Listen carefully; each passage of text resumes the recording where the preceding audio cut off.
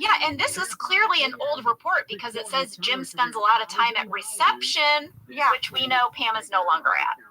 Well, there was a Jim talking head in the shooting draft that didn't make it in. Yet another one of those deleted scenes, right? This is what Jim would have said. So it turns out Pam's dowry was a bit disappointing. It was mostly just stuffed animals and scrunchies. And a kid can't live on scrunchies. The stuffed animals may come in handy. Anyway, yeah, I need a promotion. Pam's dowry was stuffed animals and scrunchies. You know, what's funny to me about that is that it was Jim who brought the debt into their marriage with the purchase of his parents' home. I knew I was going to stir the pot. I'm just saying. I knew when I read it, I would stir the Jim and Pam pot. Well, it was in this scene with David Wallace that I saw all the sticky notes on the computer.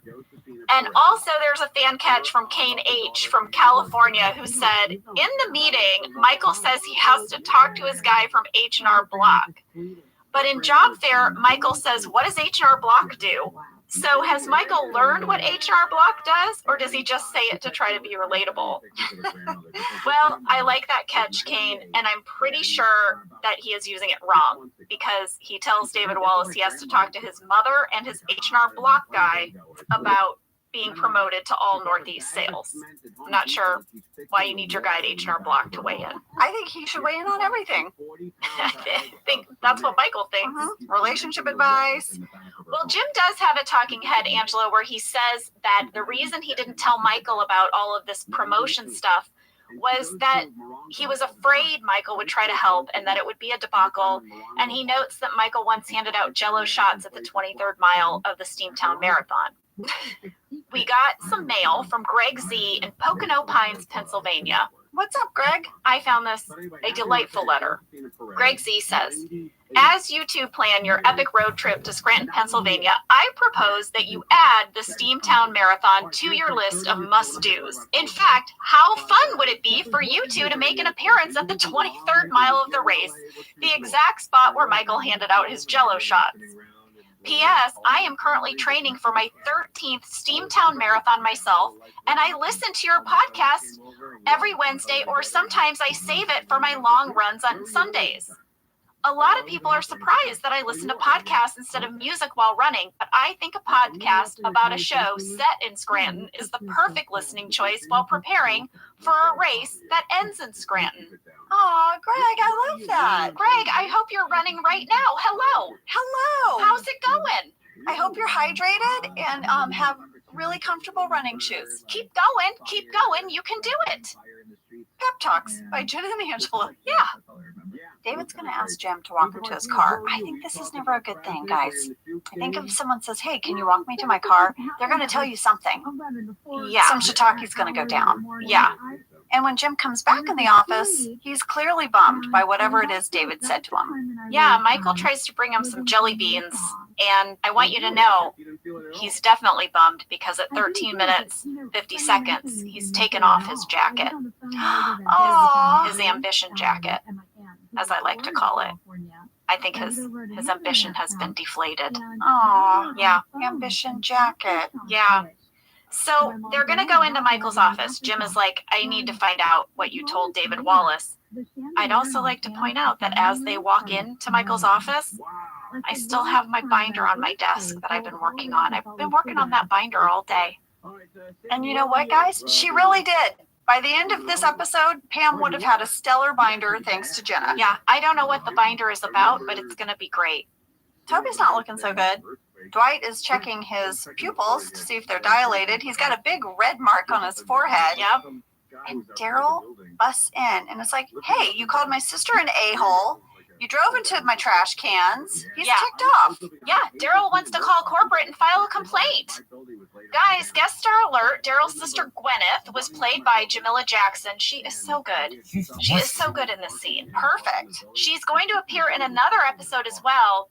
And Randy Cordray told us that after they cast her, she agreed to let Debbie Pierce cut her hair to match Craig for this role. Well, it really sold it. I mean, That's commitment. That's actor commitment. It is. And sometimes you get asked to do that stuff. Yeah, I remember they would put that in the breakdowns for roles. If there was like something you needed to do, like, I don't know, shave your head or grow a beard or Dye your hair. Yes. Dark brown like I did for Haters Back Off. Yes. I was a full brunette for 2 years. Yep. Freaked my family out. Well, Jamila, thanks for doing that because we loved you as Daryl's sister. Dwight and Toby are going to have to go down to the warehouse. They're going to apologize. But then Dwight notices that some of the other warehouse workers are using the lift to get down from the top of the stairs. Instead of the stairs, they're like crawling through the banister on top of the lift and then going zzzz and going down. And Dwight's like, hold on. I think you hurt your leg using the lift instead of the stairs. And here's my evidence. There's this new piece of wood up there. Right. Shenanigans. Busted. Dwight is right. Daryl's like, yeah. So Dwight is like, I'm going to file a complaint because Daryl lied. Daryl is like, I'm going to file a complaint because you harassed my sister. Toby is like, no paperwork. We're all just going to move on. There's an epic stare down between Daryl, his sister, and Dwight. And it ends with Toby at his desk being like, so Dwight and Daryl decided to file complaints on one another. So now Toby is in a mountain of paperwork. With his red, like, forehead from running into trash cans. And his little stuffed doggy. Toby. All right, well, we have one more storyline to wrap up here. Michael is going to call David Wallace in front of Jim and try to both save his own ass and tell David Wallace that he thinks that Jim is a good person for this promotion. Jim makes him put David on speakerphone. And he lies at first and says Jim is not there. And then David is like, I want Jim to be there. So he does like this funny little like, oh, he's walking in. Here he is. Oh, hey. Sitting down. Well, I had to look it up in the script. I wanted to know, did Steve improvise that in the moment? That was in the script. It was so funny. Steve did it so well. But also in this scene, Angela, David says, hey, I talked to Alan and we had this idea that you guys would become like co-managers.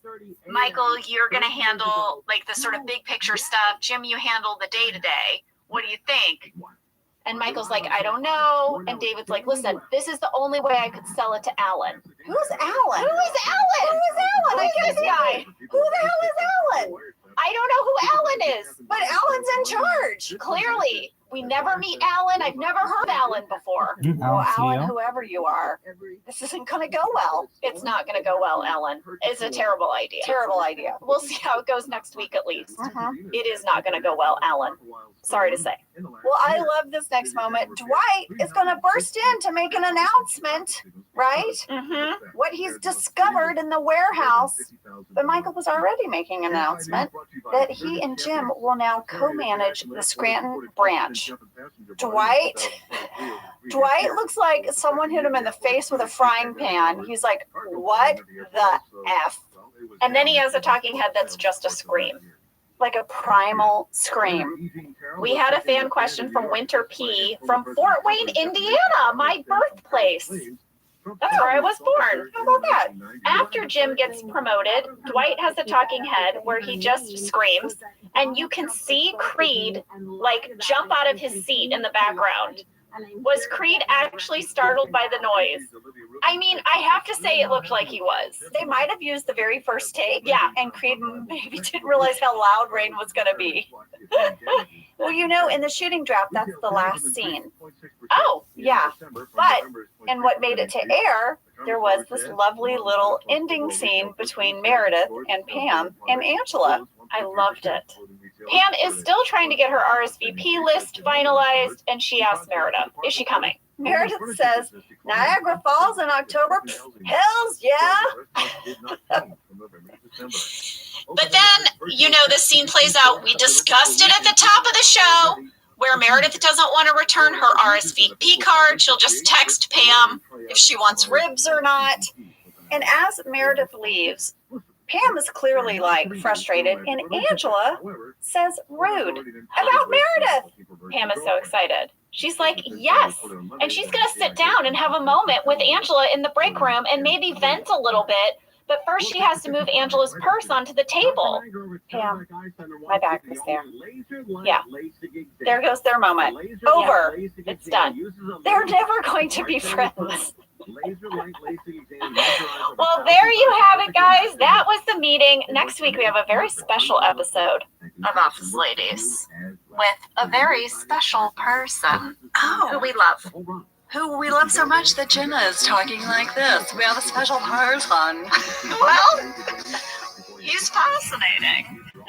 I can't wait for you guys to hear this interview. Have a fantastic week. Thanks for listening to Office Ladies. We're sending you a big, big hug through the microphone thingy. I like it. See you next week.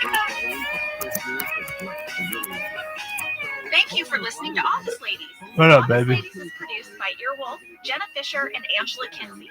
Our show is executive produced by Cody Fisher. Our producer is Cassie Jerkins, our sound engineer is Sam Kiefer, and our associate producer is Ainsley Bubico. Our theme song is Rubber Tree by Creed Bratton. For ad-free versions of Office Ladies, go to StitcherPremium.com. For a free 1-month trial of Stitcher Premium, use code OFFICE.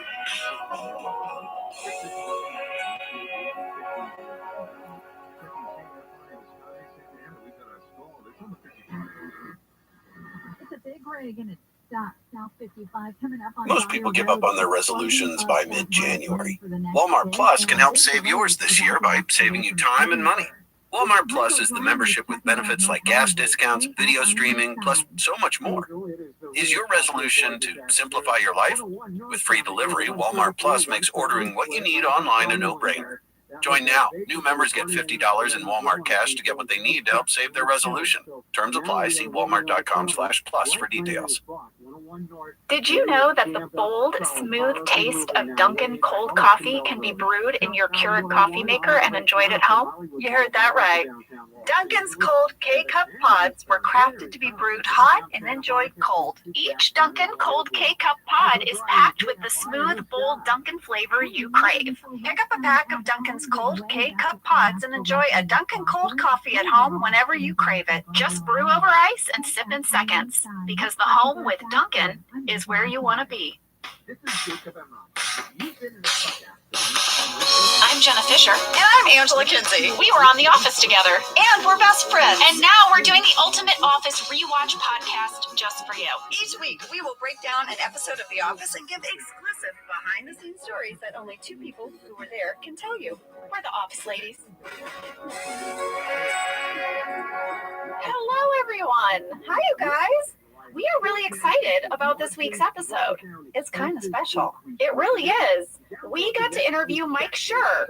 You guys know he played Mose on the show. He was also one of our original writers.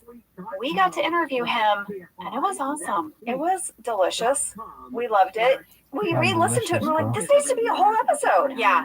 We just had so much to talk with him about. But first, we're still going to give you fast facts. Always fast facts, guys. You know, always fast facts. Oh my gosh. And I feel like you're going to be like in your 80s and you're going to be like sitting in a corner mumbling like fast facts, fast facts, fast facts. And they'll be like, what's Grandma talking about? Oh, she used to do this thing called fast facts. How are you?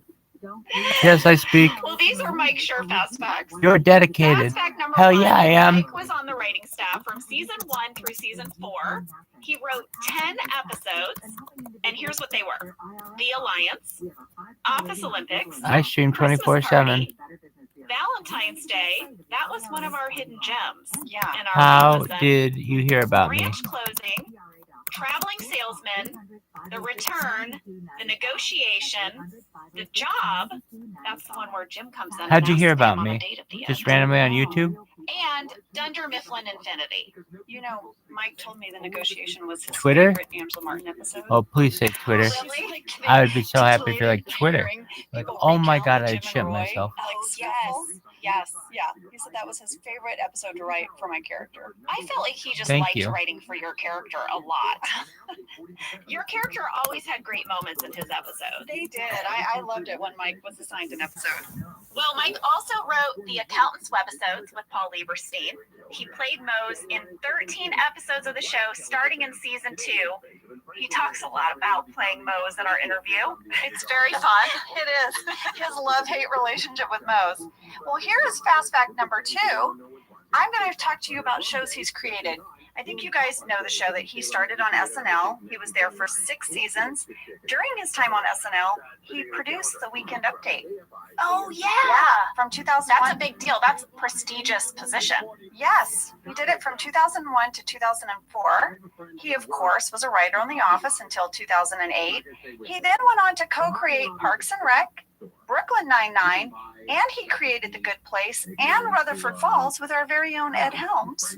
Wow. Yeah, his resume is full of other shows that he's also produced on and written for. I have to give a shout out to one, Jenna, because I love this show. Did you know that he co-produced The Comeback with Lisa Kudrow?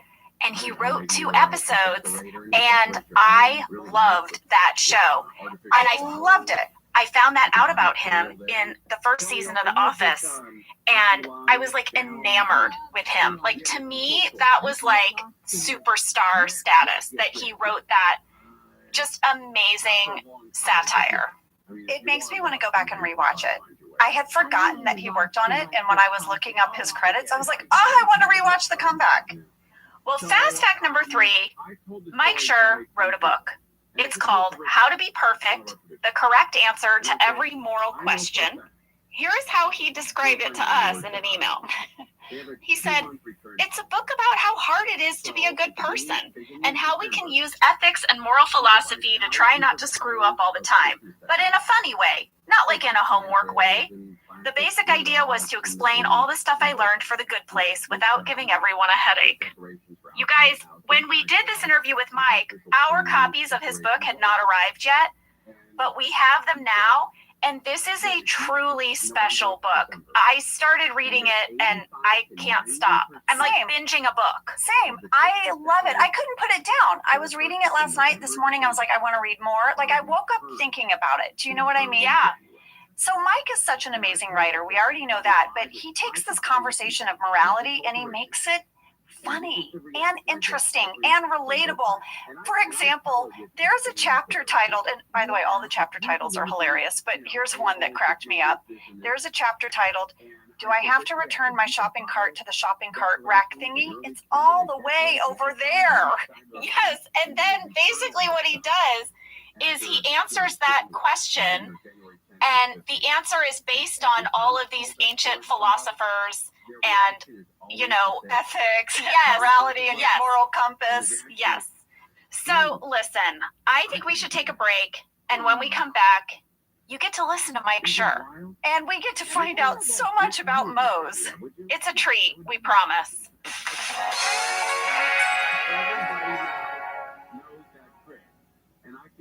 Well, folks, you know I have a lot of family in Texas, and I just want you to know, if you travel to Texas, there are vast landscapes, cultures, regions, destinations, activities that allow for an infinite number of different travel experiences. You can have fun in the sun. Texas has 350 miles of coastline. That's right. Or if you like more of a rugged vacation, there are campgrounds, hiking trails, state parks, and the food. Can we talk about the food? Tex-Mex and barbecue. There's live music, art museums, cowboy experiences. Come on. Right now, Travel Texas offers a one-of-the-kind online trip builder that allows users to generate a custom visually led trip matched to their unique interests. So you go in there and you click your interests and it'll say, here's where you want to go in Texas. Visit traveltexas.com/get-your-own to get the only trip to Texas that matters, yours. That's traveltexas.com/get-your-own. Jenna, I think you know this. I think anyone that follows me on Instagram knows this. My husband and I love a project, and it often starts at IKEA. Because we love to save money while we're also furnishing our home, and we get really affordable, beautiful stuff and comfortable. Your sectional is really comfortable. Thank you. We bought this huge sectional sofa at IKEA. Josh put it all together. It's in our sort of TV kind of game room. It's awesome. IKEA also has a great section to help you get organized. They have solutions for storage. They have the marketplace, where you can get decor. Really, from the living room to the bedroom, IKEA is making it more affordable than ever to furnish your entire home with home solutions you'll love. My favorite part is when we're leaving and we walk through the plant section. I always grab a plant. Shop hundreds of new lower prices today at IKEA-USA.com. That's IKEA-USA.com. For 175 years, Gorton's has been committed to spreading the goodness of the sea by making quality seafood accessible to everyone while responsibly sustaining its future. Over 99% of Gorton's seafood is certified as responsibly sourced. And Gorton's reached out to us and said, do you want us to send you some of our fish sticks, some of our products, so you can become familiar with it before you speak about it on the podcast? And I was like, Gorton's, I've got you in my freezer right now. Yeah, you do. You do. Your kids love the fish sticks. Yes, it's our fave. Guess what I got? I got the Southern style shrimp. It is so good. Oh, yeah. Yeah. When you're looking in the freezer aisle, the Gortons are in the yellow package. They've got the iconic fisherman on the cover. This brand has been around since I was a kid. Same. Gorton's is actually a brand that's been around for 175 years. Oh my gosh, That's yes. so rare. Well, we love Gorton's, and it can help you make your mealtime easy. Visit Gortons.com to learn more, find a store, and get a recipe inspiration. Mike Schur, welcome to Office Ladies. Woo-hoo! I'm so excited to be here. I'm a huge fan of you as people, Yay! first and foremost. Second of all, you as actors. And then third of all, you as podcasters. This has been such a delight to watch you do this thing to celebrate this show that we all made together. I'm so happy to be here. It's a real honor. Oh, Mike, thank you so much. We love you. We're so thrilled to have you here, and I know the fans are going to enjoy just hearing your voice. Jen and I both listened to you quite a bit before this, and we both found you really pleasing to listen to. Really? Yeah, we like your voice We quite like a lot. your voice. You listen to me in what context? Other Where was I podcasts, Mike. Interviews, podcasts. We do our research here on Office Ladies. Yeah. That's very nice of you to say, because I've always found my own voice to be slightly annoying, which I think maybe most people do. That you're like, it's the phenomenon of hearing your voice played back to you. This is how old we are. Is like on an answering machine message. Oh, Like if yeah. you'd be like, is that what I sound like? I always feel like I sound a little annoying and nasally, but I'm glad to hear you say that. Well, I felt that way about myself too, and I sort of brushed it off like, oh, that's just everybody feels that way about their own voice. But then we recently rewatched an episode where Michael is trying to get Jim to say something bad about Pam, and he gets Jim to admit that Pam's voice is rather shrill sometimes. Yes. And I thought, I guess maybe in the writer's room, when forced to come up with something annoying about me, we settled on my shrill voice. So thank you so much. That didn't give me a complex which or writer anything. hated your voice? I don't know. I'm Mike, do very, you know? very pleased to say that I think I was gone by the time that was written, so I do not have to It answer wasn't for that you. crime. Well played. No. Wasn't you? Well, listen, we always like to ask people when they come on the podcast, how did they get their job on The Office? And we know that you did double duty. You were a writer, but then you were also a performer. But let's start with, how did you get your job as a writer on the show? So I was writing at Saturday Night Live from 1998 to 2004. My then girlfriend, now wife of 16 years, had moved out to LA and permanently in like 2002, and we were dating long distance. And in like 2003, it was like, all right, if this is ever going to really work, either she had to move back to New York or I had to leave and move to LA. And it made more sense for me to move to LA because there were more jobs there. So I gave my like year's notice to Lauren Michaels and said I was leaving at the end of the year, and got an agent for the first time in my life because I never needed one. And I was like, all right, I'm moving. And the first thing he told me was, this guy, Greg Daniels, is adapting the British Office for American television. And I responded, what a terrible idea. This is a disaster. You shouldn't do this. No one should do this, because I was a huge fan of the British show. This is such a classic story, right? I was a huge fan of the British show. I thought it was absolutely brilliant. I didn't think there was any way it would ever work in America, but it was like, well, beggars can't be choosers. Like I have to get a job out there. So I came to LA sometime in, I don't even remember, like winter, I think like February, on an off week at SNL. And I had a bunch of meetings, and one of them was with Greg. So most of the meetings I had with producers were pretty standard hour-long chats. Hey, here's our pilot. Watch the pilot, and let's talk about the show. And I dutifully tried to, say nice things about whatever they were working on. And then I met with Greg, and my meeting with Greg was 2 hours long, more than 2 hours long. And it was so different from every other meeting. It was like intense and in depth and fascinating. In the middle of the meeting, he said, I'm very sorry, but my back is acting up. Would you mind if I lie down? And I said, no. And so he lay on the floor on his back in front of me while I sat on his couch. So I think to an outside observer, it would look very much like we were in like Freudian analysis, where I was his therapist and he was like free associating. But he just asked the most incisive questions, the most penetrating questions about the nature of storytelling and about the British show and why it worked and what he had to do to make it work here. And I left the meeting and I texted on my like Motorola Razr. I texted my agent. I don't know if that guy's going to offer me a job, but if he does, I'm going to take it because I think he's going to teach me how to write. And my agent sends me that text like every 4 years. Back to me. He sends it back to me and says, like, you were right. So Greg offered me the job, and I happily took it. And I thought, this is obviously not going to work.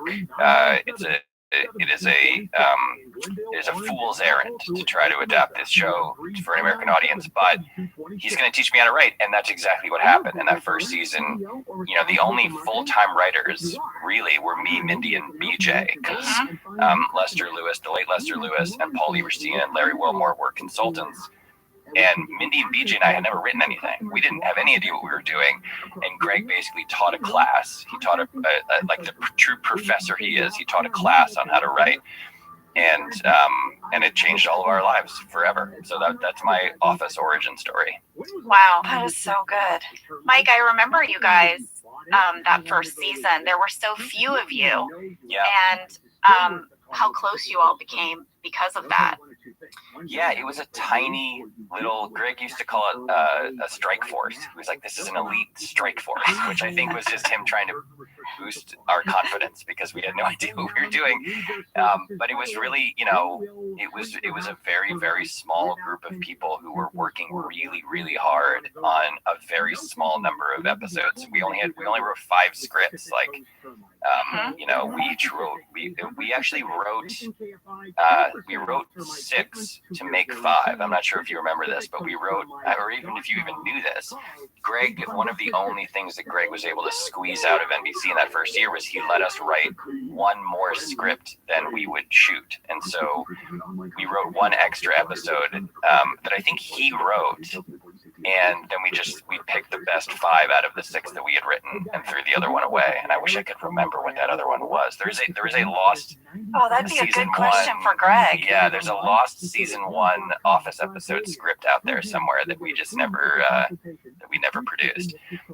So it was like, it was really intense work, and it was a combination of like story breaking, but also just like a master class in how to create television and what makes a good story. There were times when, I've told this story before, but there were times when Greg was talking, we would be pitching, and I had a notebook where I would like just jot down ideas, and there would be moments when Greg would say, well, let's just pause for a second and talk about like what makes a good story. And then he would start kind of like going through the list of things that he felt were crucial to good TV stories. And I would realize like, oh, he's in lecture mode.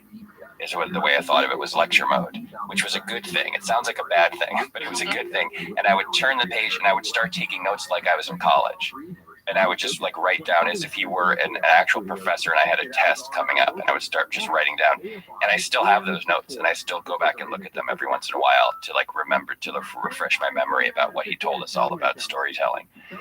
It was that intense and that sort of foundational and meaningful to all of us. Oh man. Wow. I do remember those early days about what a small collective we were. Even our table reads, do you remember? We would just pull up chairs on the stage where we were filming. We would just all grab like a desk chair and sit in a circle and read the script. And Yeah. I loved that. It was really intimate. There were so many cool things about that first season, including that the place where we worked was on this weird soundstage in the middle of Culver City or something. And so Hollywood soundstages are often, these big, gigantic empty rooms where you put sets, and then attached to them usually or above them are a suite of offices where the writers and the production staff works. But that suite of offices became the actual set. Like the set that we built was modeled on the crappy offices where the writers were working, and right down to the layout. Like Greg was in what would be Michael's office, and there was like a reception desk right outside it that became Pam's reception desk.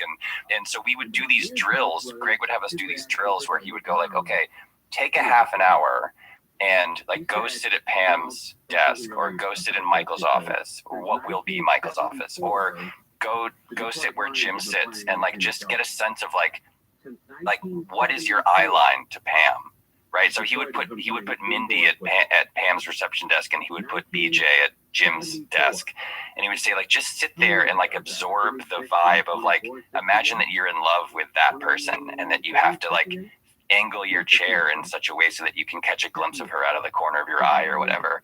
And it was fascinating. It was really interesting. And I remember at one point he had me go into work in Michael's office, or what the office that would be the model for Michael's office. And I remember hating it, because it was like I was far away from everything, and all this, and I would see people talking through the windows, and I'd be like, what are they talking about?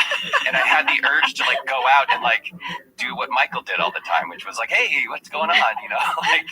And it was like he was just so he knew so much about what he wanted out of the show, and that he would practice not just the skill of writing the characters, but the skill of like embodying them or emotionally connecting to them. And it was just, that's what I mean when I say it was professorial. It wasn't just like, all right, what's episode 2? What's the act break? What's the first act break for the season finale? It was really like, we had to embody the characters and understand them emotionally and socially in a way that I think led to great episodes, Well, it's so interesting because when all the actors got there, then they did that to us too. They made us sit at our desks and just sit there and feel it. We've talked about that before. And so I love that started all the way back with you guys writing the episodes. Yeah, June of 2004, Yeah, like they're my right father from advised the him really jump. well. There were things like that we did that weren't the typical things that you would do with a writing staff. Another thing he did all the time, which I thought was so smart, which I still do on shows that I work on now, is we would come into work one day and he would put all the characters' names on a board, and he would pick 2 of them at random, and he would give them he would say, me and Larry Wilmore, like, go come up with 5 story ideas for Oscar and Kelly. And then you, Mindy and Paul, like, go come up with 5 story ideas for, Jim and Stanley. And for an hour, we would just pitch, okay, well, what the hell could a story be with Oscar and Kelly? But it led to some really cool stuff. And like some of the B stories and the C stories that were in the first couple seasons were just brainstorming like random pairings of people. He understood fundamentally that one of the great advantages that the show had over other shows is that we had 20 people. We had, like, most shows have 6 main characters or something. And so pretty quickly you get tired of a story involving these 2 people or these 3 people. And he was like, that's not what this is going to be. This is going to be the whole point of the show is to observe, like an anthropologist, observe the comings and goings of a large number of people in the same office environment. So like go work on random pairings, and like sometimes really fun stuff would come out of it, you know, like he just so thoroughly understood what made the show special and what the potential was for how good it could be, that he had all of these machinations, and he was always moving pieces around the chessboard with the writers in those early days, you know. Yeah, I remember telling my dad, I was trying to describe this group of people and the show to my dad, who was not at all in entertainment. You know, he's a drilling engineer, but sometimes we could talk sports. And I said, Dad, here's the deal. We have a deep bench, Dad. And it's like a basketball term, like our team is so good. There's so many layers to this team. And then when he came and, you know, Greg invited them to sit at a table read at lunch, my dad was like, I get it. You get it now, yeah. I get it. Like, because there were laughs, I think, coming from him in all these places, you know? Yeah. Well, I was going to say that in season 9, John and I were invited to be producers on the show to kind of help carve out Jim and Pam's final season. And we got to come into the writer's room mostly as observers. And Greg was running the show that season, and he was still doing those exercises. And it was fascinating, except in this case, it was more like homework. I remember the day started and Greg said, okay, get out your homework. And the homework had been that everyone had to come up with 5 ideas for, I can't remember what it was, but it was like for a Dwight and Stanley cold open. Go. And then you would just sit and listen. And then when there was an idea that piqued his interest, he would say, oh, okay, you two, go off, flesh that out. And then 2 people would leave the room, and then we would keep listening to the homework. And I remember thinking, oh my gosh, I would be so terrified to present my 5 ideas, because sometimes it was just crickets. Like you could just hear the ideas just die in the room. I mean, what an intense and vulnerable thing to pitch your creative ideas in front of like a room of people who are all judging whether or not you should follow that thread. Yes, one of his greatest strengths is that he is unafraid, I would say, of failure. And I believe that comes, I'm guessing that comes partially from working at Saturday Night Live, because what you just described of like pitching ideas and having them bomb, right? That is the essence of working at SNL, except your failures at SNL are public. Like you write sketches and there's a read through with the entire cast of the show and Lauren and all the producers around a giant table, and the audience is 100 and 150 people who work on the show. And by the way, a very famous person who's hosting the show, like, you know, Drake is reading your sketch or whatever. Oh my God. And there are moments at SNL where, you know, your sketches are 12 pages long or whatever, and the sketch starts and you get to page 2 and like the joke of the sketch is sprung and no one laughs, and in your head you're like, there's 10 more pages of this. Like, we have to sit here for 10 more pages as no one finds my premise funny. And so for the first, I don't know what Greg's experience was, I've never really talked to him about his time there, but for the first 6 months, just noticed your license. Check out. Thanks so much, man. I appreciate it. It's just like, it's hope you're so doing well, baby. embarrassing to fail that way publicly. And then the week goes by and the show happens, and then it's like, all right, it's Monday again, do it again. And you like do it again, and you fail again, and you fail, and you fail, and you fail. And eventually, at some point, hopefully, you kind of figure it out, and you write a sketch and it gets some laughs, and you're like, okay, it's not the end of the world. Like, I'm still here. And then you get a little better and a little better. And that theory is, it's pretty brutal on your ego. But when you've already had it driven out of your ego from working at SNL, like five Stanley cold opens, I can, who cares? No problem. Yeah, exactly. So and his theory is really like, this is a numbers game. Like, the way to get to the best ideas is you have to create 1,000 ideas in order to find the 2 that are good. And he took that approach with everything. He took that approach when he was hiring writers. He took that approach when he was casting people. I mean, how long did the casting process go on for for the show, endlessly long. And that's just his, he's just the most thorough person when it comes to that. He doesn't settle for anything. He demands that you walk down. I mean, when we were breaking stories, like we would get 5/6 of the way down the line toward breaking a story, and we'd get to a point where he would realize it didn't work, and he would go like, "Man, this doesn't work. Throw it away. Start over." And it's really exhausting, but also the show lasted for 10 years and it was really good. So, and here we are still talking about it. Yeah, exactly. Yeah. 17 years later. Wow.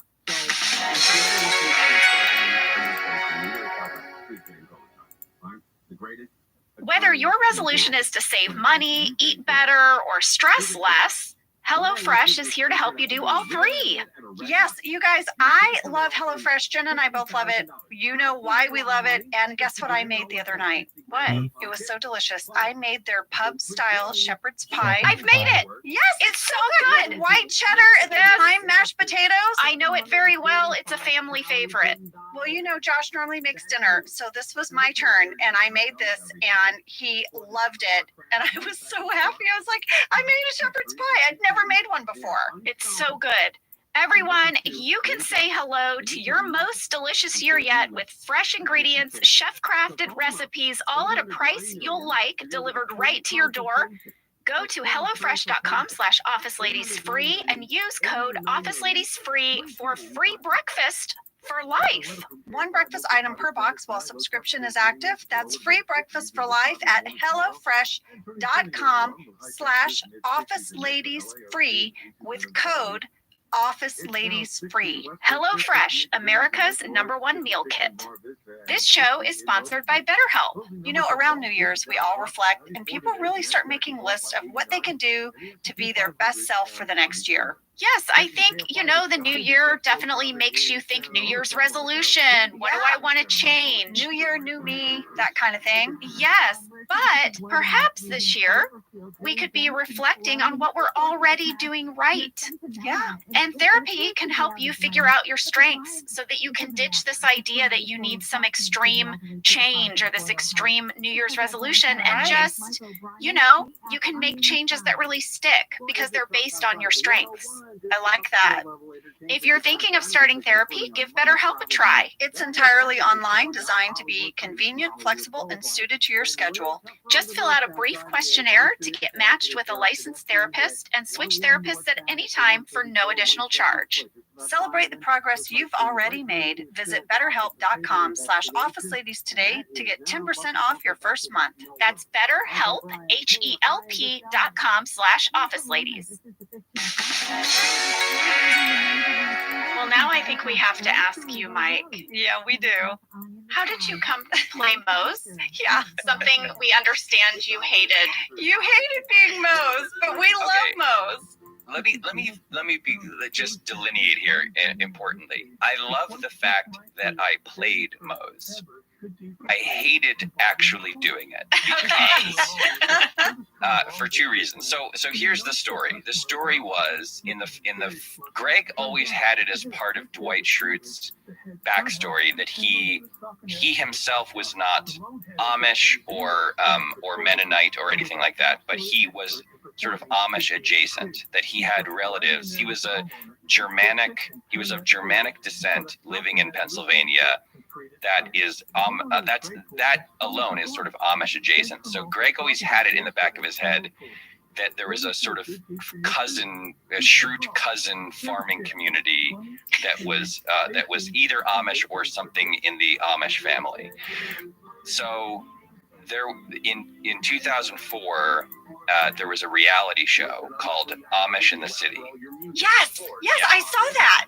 Yes, it was a terrible program. It was so hard to watch. It was so awful, and my wife and I watched it, and I was sort of trying to express how cringy it was to the writer's room one day. The premise of the show was they took a bunch of idiot club kids from LA who were on spring break, and they were like, you guys are going to come stay in this awesome house in the Hollywood Hills. And they were psyched, and they were like, we're going to get so drunk and party and whatever.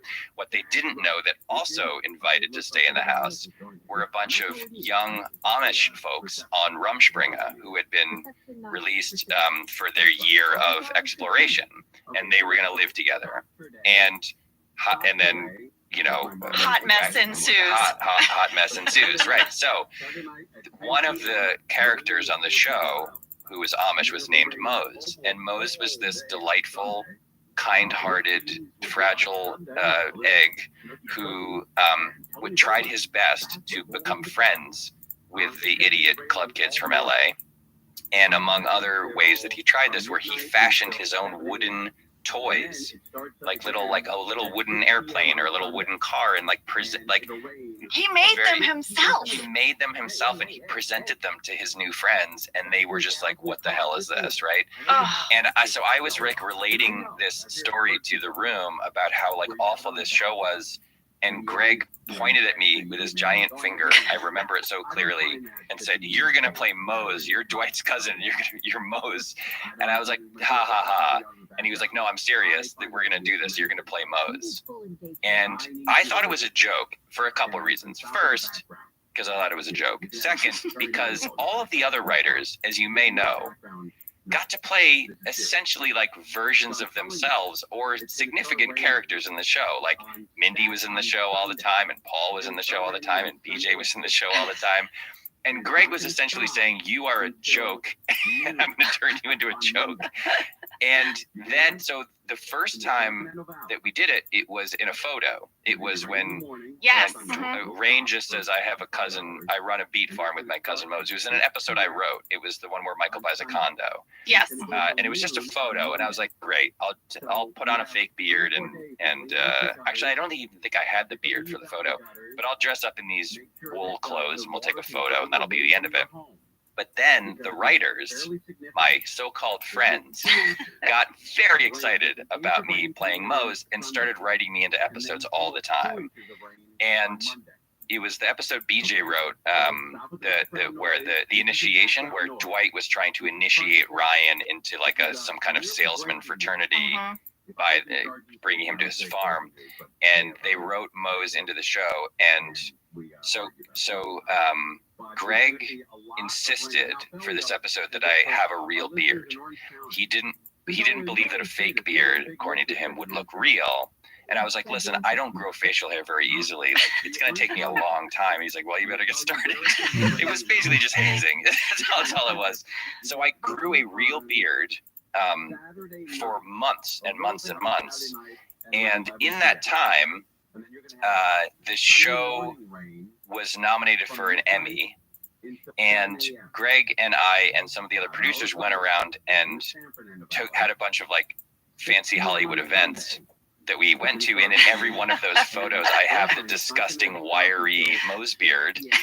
And then, so that episode was supposed to be the first one we shot that in season 3, but then there was I can't remember why, there was some kind of production issue or script issue or something, and it got delayed like 2 or 3 more months. So that I had to keep, and I realized, like, I remember like this sweating panic of like, I was counting down the days until I could shave, and I was like, "Oh no, now it's just, I can't shave now and then grow the beard back in time." So I had to keep it like another 3 months, and then by the time we finally shot it, it was like mid-September in deep in the valley on the Disney Ranch Valley location where we shot Dwight's farm. It was the day we shot that first episode, the high that day was 105, and I was wearing long johns and wool pants and a wool shirt and suspenders and these old work boots that were incredibly uncomfortable, and I had to run around and pretend to wrestle Ryan, and like I was like a ghost, like I was just like running through, I was like a horror movie ghost running through the background of scenes. It took an entire day. I had to get up at 4:30 in the morning to get to Disney Ranch by 5:30, and I was like, well, at least I'll never have to do that again. And then the writers, my so-called friends, wrote me into like 100 more episodes. So I'm very honored and happy to have played a small, silly role in the history of the show on screen. But the actual act of doing it was always 105. I was always shirtless on a seesaw or running alongside a car like a dog, or in probably the scariest moment of my life, being slapped, like being punched in the face essentially by Angela Kinsey. I know. That was one of the most terrifying moments of my life. Do you remember that when we had to do that? Yes, I was going to talk to you about it because Angela and Mose had so many actual scenes together, and a lot of them are in the deleted scenes. I'm watching the DVDs.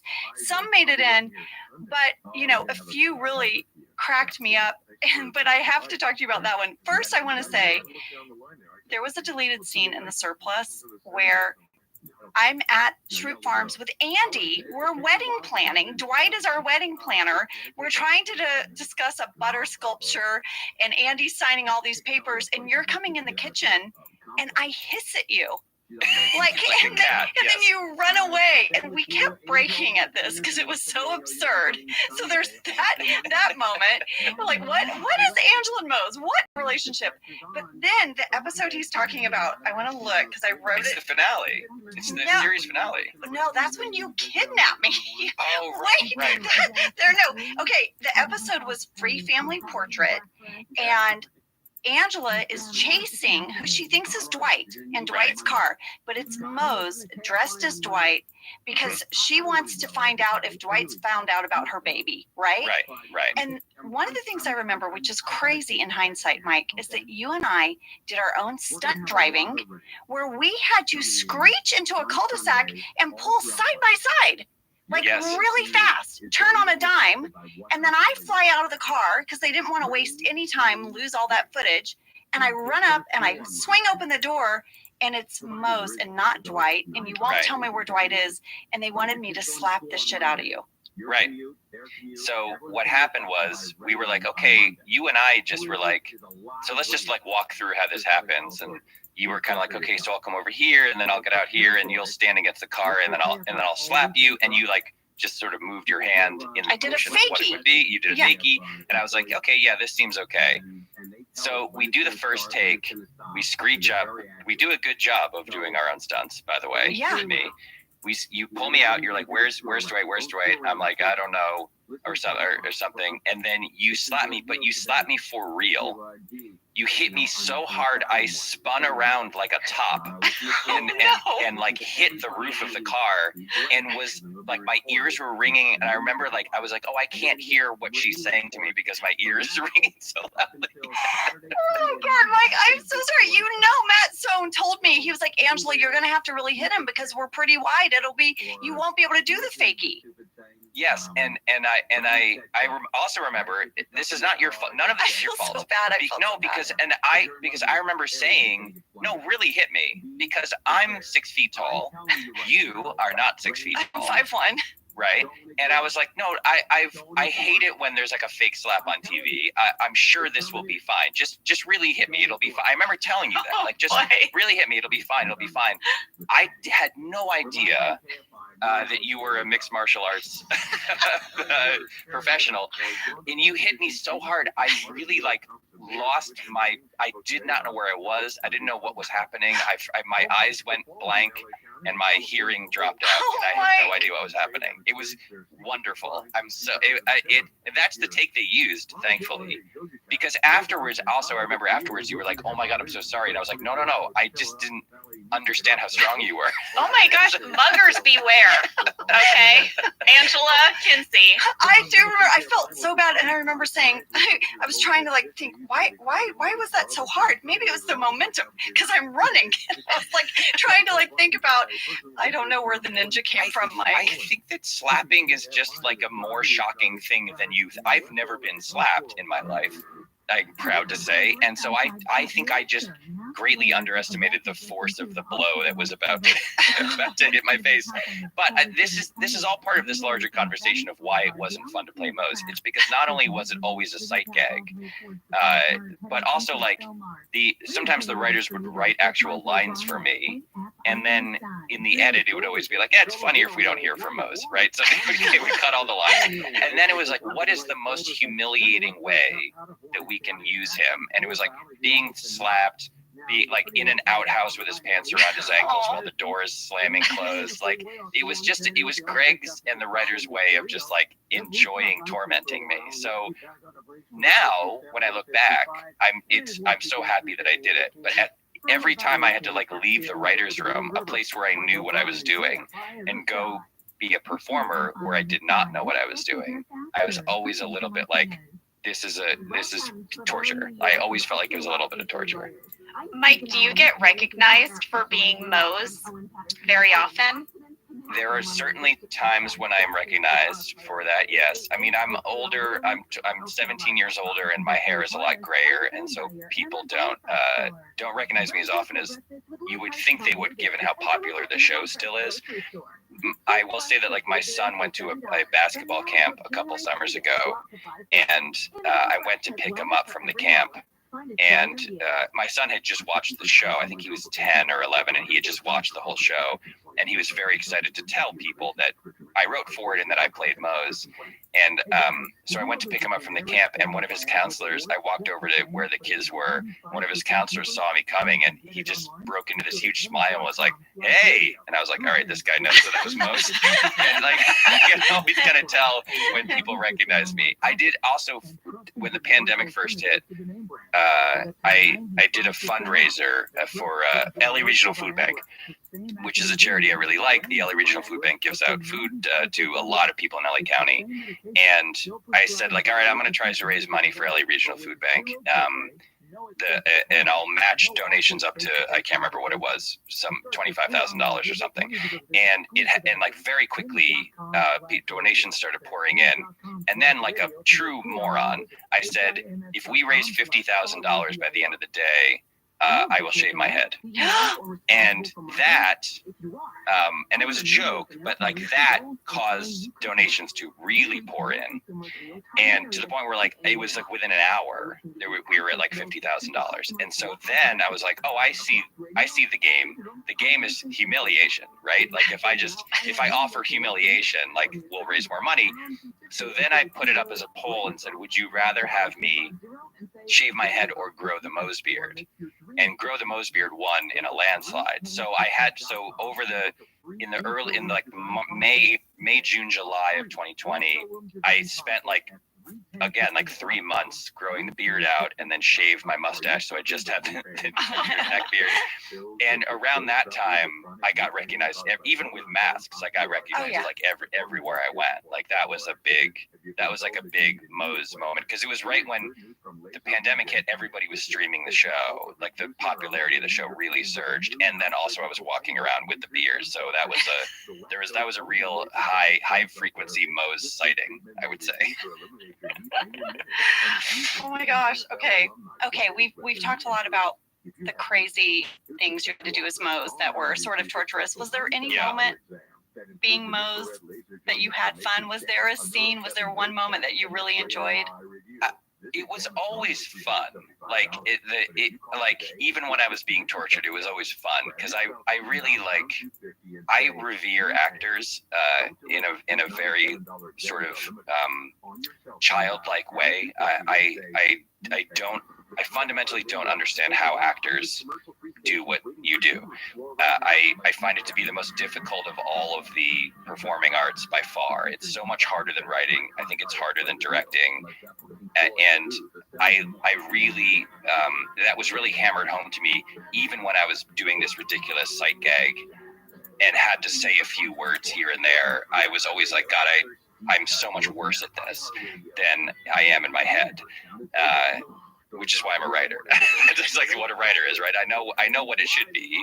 I just don't know how to actually do it myself. So there were times when, for example, do you remember the episode where, of course you do, the episode where Jim and Pam are excited because Shrewd Farms has become a B&B. Yes. And they go and check in. It's the one where I run along the side of the car like a dog at the beginning, right? Yes, And I then- want to mention quickly, Mike, for anybody, John Krasinski was not driving slow. I was in the car, and I remember that it was 100 degrees that day, because that's the day that John thought it would be really funny to prank me and put the car heater seat on, because we weren't allowed to have the air conditioner for sound, and I was like, so hot. But then you were running next to the car, so I thought, well, I can't complain about being hot, because I mean, look at Mike out there like running his hardest, and John was like going fast. I mean, I don't know how you did it. I don't know how you did that. That was the hardest. That was the hardest acting I've ever done, and all I was doing was running, because I was in those wool clothes and I was wearing those work boots. And John was driving like 15 to 20 miles an hour on that dirt road, and I had to keep up. But also I had to run up to the window, disappear behind the car, and then run fast to catch up to the other side of the window. Exactly. And also, you weren't allowed to use your arms. Yes. Your arms was like, so there was like a lack of momentum that you could create because you were only using your bottom half. I want to read you what Dunderpedia, the fan website, how they explain Moses running. They say, Mose proceeds to run away in his usual running with his arms swinging no higher than his waist style. I don't know where that came from. I like one of the early Mose appearances. It was like, hey, how are you? Mose runs in to the. I think it was in the initiation. Like Mose runs into the room, and I don't know why, but I just did that really awkward run. That's not how I run. I'm running. I hope not. I just did that for some reason, and then it just became the thing that Mose does. But what Jenna's saying is true, though, because after I ran and caught up to the car, I then had to run past the car. I had to speed past it and run like 100 yards all the way over to where the farmhouse was. And I knew I wasn't on camera anymore, because obviously the cameras, what's interesting is not excuse me. What's interesting is not Mose running anymore. What's interesting is Jim and Pam reacting to this weird dog person that just ran alongside their car. But they made me run all the way like 100 yards every single time. And we did like 11 takes of that. And I've never been more sore in my life than I was the day after that, because I didn't know that I was going to have to run 100. I was going to have to run a dozen 100-yard sprints. You were like an Olympic contender. You like outran a car. Yeah, it's the most athletic I've ever been. I would say it's the highest level of athletic achievement of my life. Well, we have it on camera. It's for all time. Forever documented. There's proof that I used to be a good runner. But I'm sorry, because you were going to say something about that episode that you enjoyed. So there was a scene that I don't even know if it made it into the episode. I don't think it did, but there was a scene where Jim and Pam, in that episode, at night, Pam hears Dwight kind of moaning and sad because Angela has broken up with him, I think. And then in the morning, Dwight's gone. And Jim and Pam come down and are being, Moses serving them breakfast. Bacon, tons of bacon. Nothing but bacon. And it was the closest I ever came to having a scene, because it was like a page of dialogue where I was serving you, and you were saying, like, I think, Jenna, you say, like, Mose, do you know where Dwight is, or do you know where is he sad about Angela or something? And we actually had an exchange where I like had to memorize lines and like know what my cues were. And I remember thinking, like, what I'm doing is not per se good, but I'm enjoying the process of learning what it's like to be an actor and to actually try to be aware of the camera, be present in the scene, like listen to what you're saying and respond with the lines that were written for me. And it was weirdly kind of thrilling. And I was like, this is never going to make it in. Like I'd worked at the show long enough to know that we didn't have time for this weird, dumb Mose, Jim, Pam scene. But I really did have fun doing it, because it felt like, I think it gave me a greater appreciation just for like how hard it is to do that, how hard it is to just be in a scene, have lines that you have to have memorized and know how to say them properly and in an interesting way while there are cameras on you, while there's people in the room. It's just a very difficult skill. I think that the world of television and movies would be better if every writer were forced to act sometimes, and if every actor were forced to direct, and if every director were forced to write. Like if we all switched positions every once in a while, and just to remind ourselves like the other skills that are involved in making TV are, each of them is so hard. It's so specific and so hard. So I really did like that. I liked acting in those scenes just as a way to like remind me of how difficult a skill I it am is. talking. Now, I have a How did question. you hear about me? Because of your find out experience about with me? Moe's and knowing What's new? everything that How would did go you hear into some about of the me? physical comedy bits that you were asked to do, as a writer, does it ever get in your head when you come up with a really great gag? Do you think to yourself, oh no, I'm talked going to have a to couple put this months ago. actor through I this wish. horrible thing? And You like, say. does it ever like affect your writing? It really does, and I have found myself talking to actors a lot, where Hope you're doing well, saying baby. like, we have this idea for this silly thing.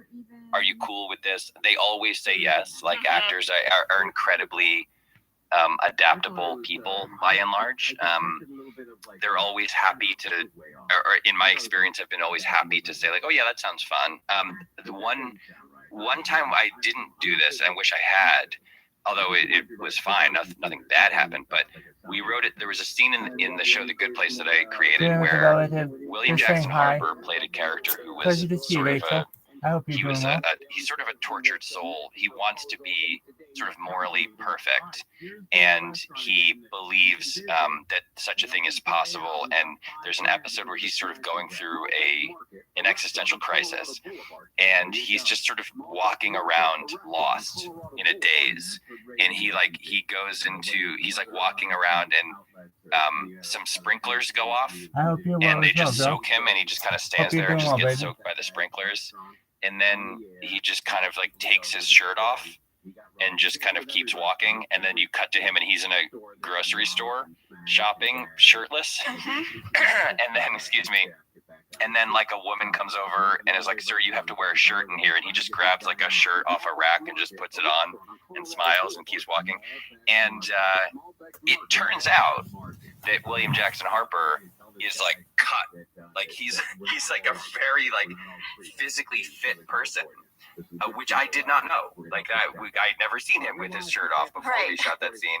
But him taking his shirt off caused the internet to like explode, because it was like, oh my god, the dorky philosophy professor guy is also jacked, and I mean it was only good for him. Like it wasn't like that. Everybody was happy with the result, but I was like, oh my god, I never asked him if it was okay that I wrote this thing where he takes his shirt off. Like I should ask actors that more. Like I should say, are you okay with this? And I think if there were, it's a gendered thing in a way it shouldn't be, right? Like if it had been a woman, I would never in a billion years have written any scene where a woman disrobes in any way without clearing it with her first. There would have been a million discussions and meetings and whatever.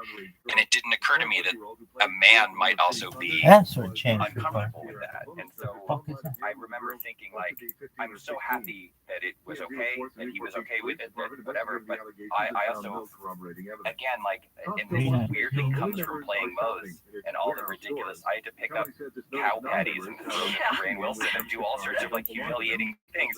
No one ever asked me if I was okay with any of it. And I do think that those conversations should happen more often, even when you don't think there will be any problem with this. I think there should be generally more communication between writers and directors and actors to just say like, hey, just want to make sure you're cool with this. If you're not, it's totally okay. We can write something else. I hope you had to replace your phone. I don't know if that answers your I hope your phone's doing okay. I hope you're doing well, baby. Because as an actor, I feel like this comes up a lot in television, because you agree to play a character, but you don't know. Are you what from is San gonna be written Francisco? about your Are you that, character Rachel? beyond the pilot episode. Yeah. And so there could be years and years and years of stories, and they are a surprise to the actor every week. And so with a movie, well, I can see the movie script. If there's like 3 weird sex scenes or like a weird scene that makes me uncomfortable, I can just say, What's going on in LA? This isn't the part for me. Right. We had an The story. earthquake. Yeah, I know like everything earlier that's this being week. asked of me It's when been I rainy. accept that movie role. Are you in? But Are when you accept the a person television from role, San Francisco? You don't know what's going to be asked of you, and I've always thought that communication. Oh, where do you live? You know, this came Miss up on our show Chinchilla, where do you later live? when they came up with the really funny idea that Pam would have a male lactation consultant who would be massaging her breasts in front of Jim, and that Pam and the Oh, lactation it's that consultant Rachel. would Hey, be how you very doing, girl? critical, Hope and you're that doing Jim well. was trying You had to to replace your phone. find a clinical Oh, it's that girl. I hope Yeah, you're well. but also, like, this young man What's is going on? massaging my- Not too my much. I'm listening to the breasts right now. Office podcast. And, Office and I Ladies, if you remember know they what that came up is. to me and said, And I'm "We think working this on is something really on Twitter right funny, now. So, but still here, we still going, imagine that baby. it would be Same weird here. for you to have a Hope you're total doing well, stranger baby. that you met that day come and handle your breasts, and the joke only works if they're actually touching your breasts. So what if your fiance Lee played the role, and then it's someone who's already massaging your breasts, And I was like, well, he does massage them, so that is true. And so it was great. So then it was just weird for John. Yeah, then it was just weird for everyone else because we were super comfortable. What was your other name? It was like Miss something girl. Or wait, no, what was it? Miss Crabgrass or something, right? You were Miss Crabgrass. Right?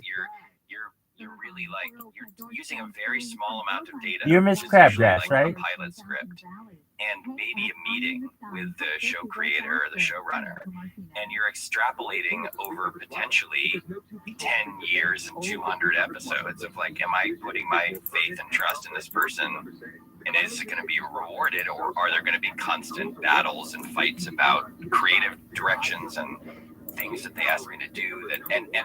That this is part of why being an actor I think is so difficult. Is your only advocate is yourself. Like you don't have you maybe have an agent or a manager who can have your back in those moments, but it's like this idea of like the quote difficult actor end quote, like I think Office Ladies. I haven't heard that yet.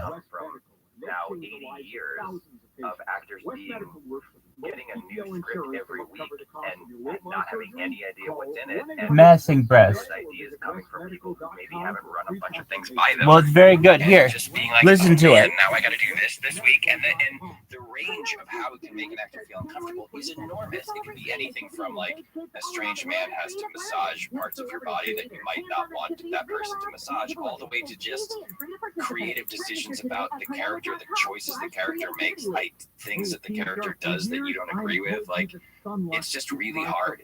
It's a very difficult thing, and the chance for it to go sideways is enormous. So the more communication there is between writers and actors, the better.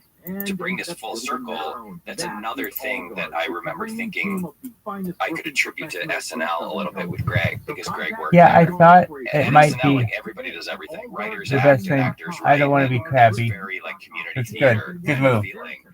And there's no division between actors and writers really at all. Like it's all one big hodgepodge.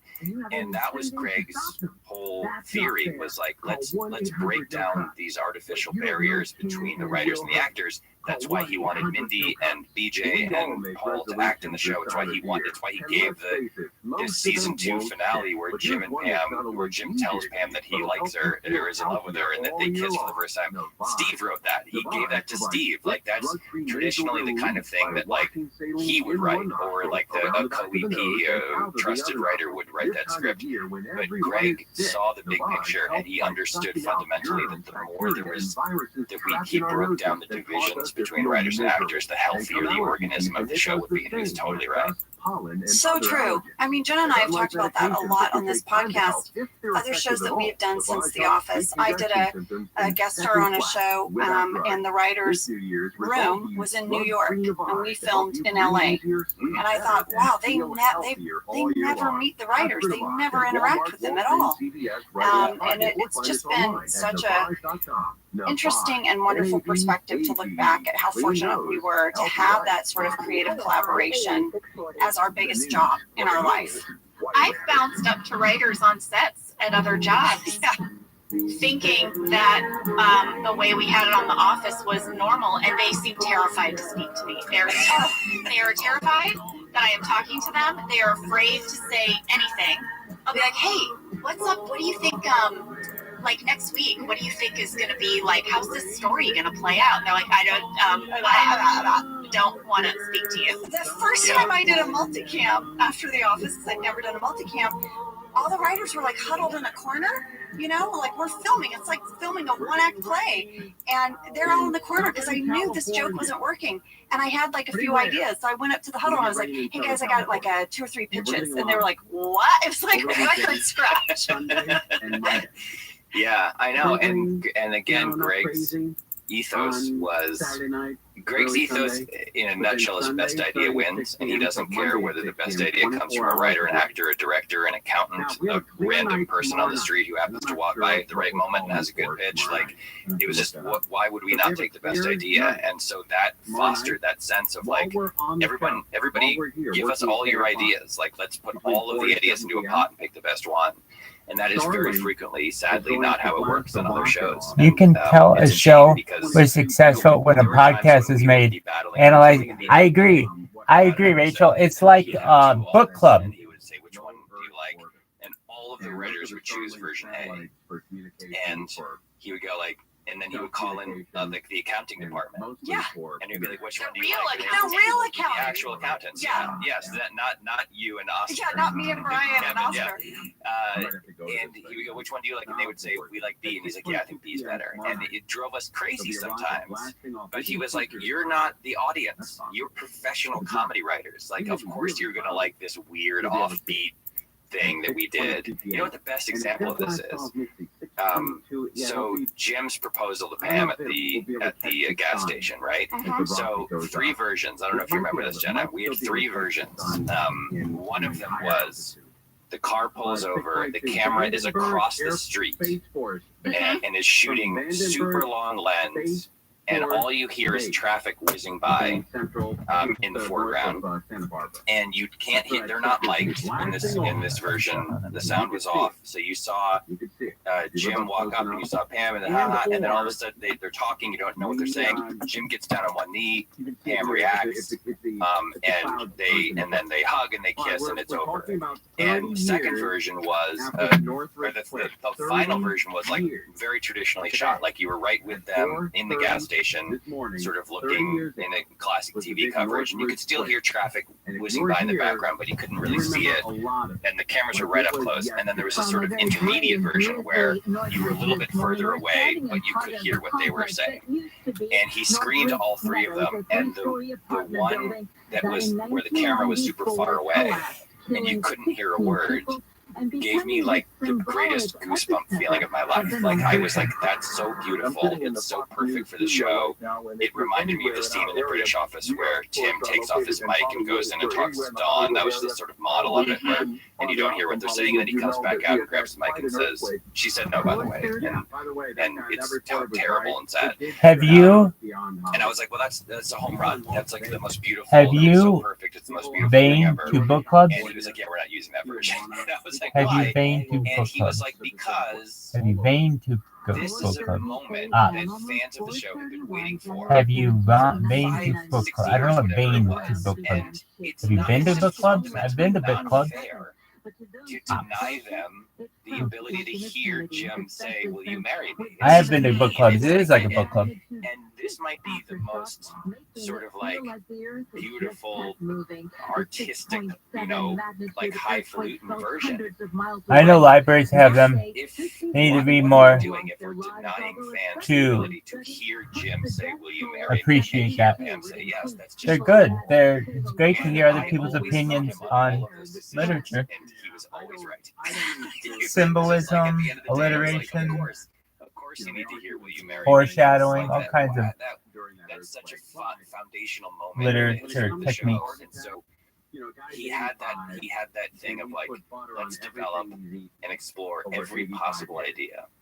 Let's walk down every path. Let's pull every name out of the hat. And at the end of the day, we will choose the one that is the best for the show, not the one that's loved the most by the people who work on the show or the writers who write things or anything else. Just what is the best thing for the show, and that's why the show, over the course of its decade-long run, had such an integrity to it. I think It's hard to type on that phone. What kind of phone did you get? Made in terms of what's best Android or iOS? Not what a bunch of like jaded writers. There's Android. Is it Samsung, Motorola? What'd you get?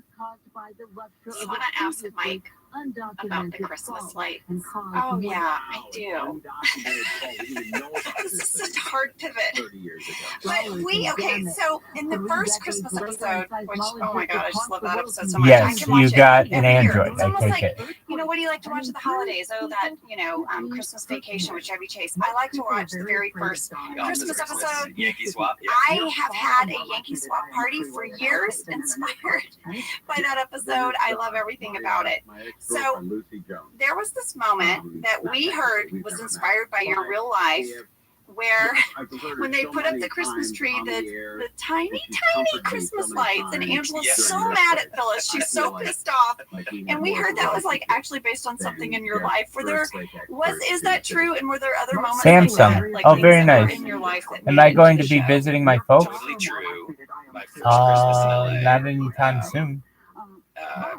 My No, then I like fiancé, now wife, it JJ, warm. and I like got our California, first so I don't tree plan on visiting them back as east. cohabitants, and we were so excited. We both love Christmas. We love like decorating the tree. We love everything, and we bought the tree and we took it home. We put it up and we played Christmas music. And we had Did you get a Samsung in Galaxy? my house growing up, you always did only white lights. I don't know why. That was like what our family preferred. Did you ever fix your And computer? JJ had been like, I like the big colored ones. They're so like cheery and happy.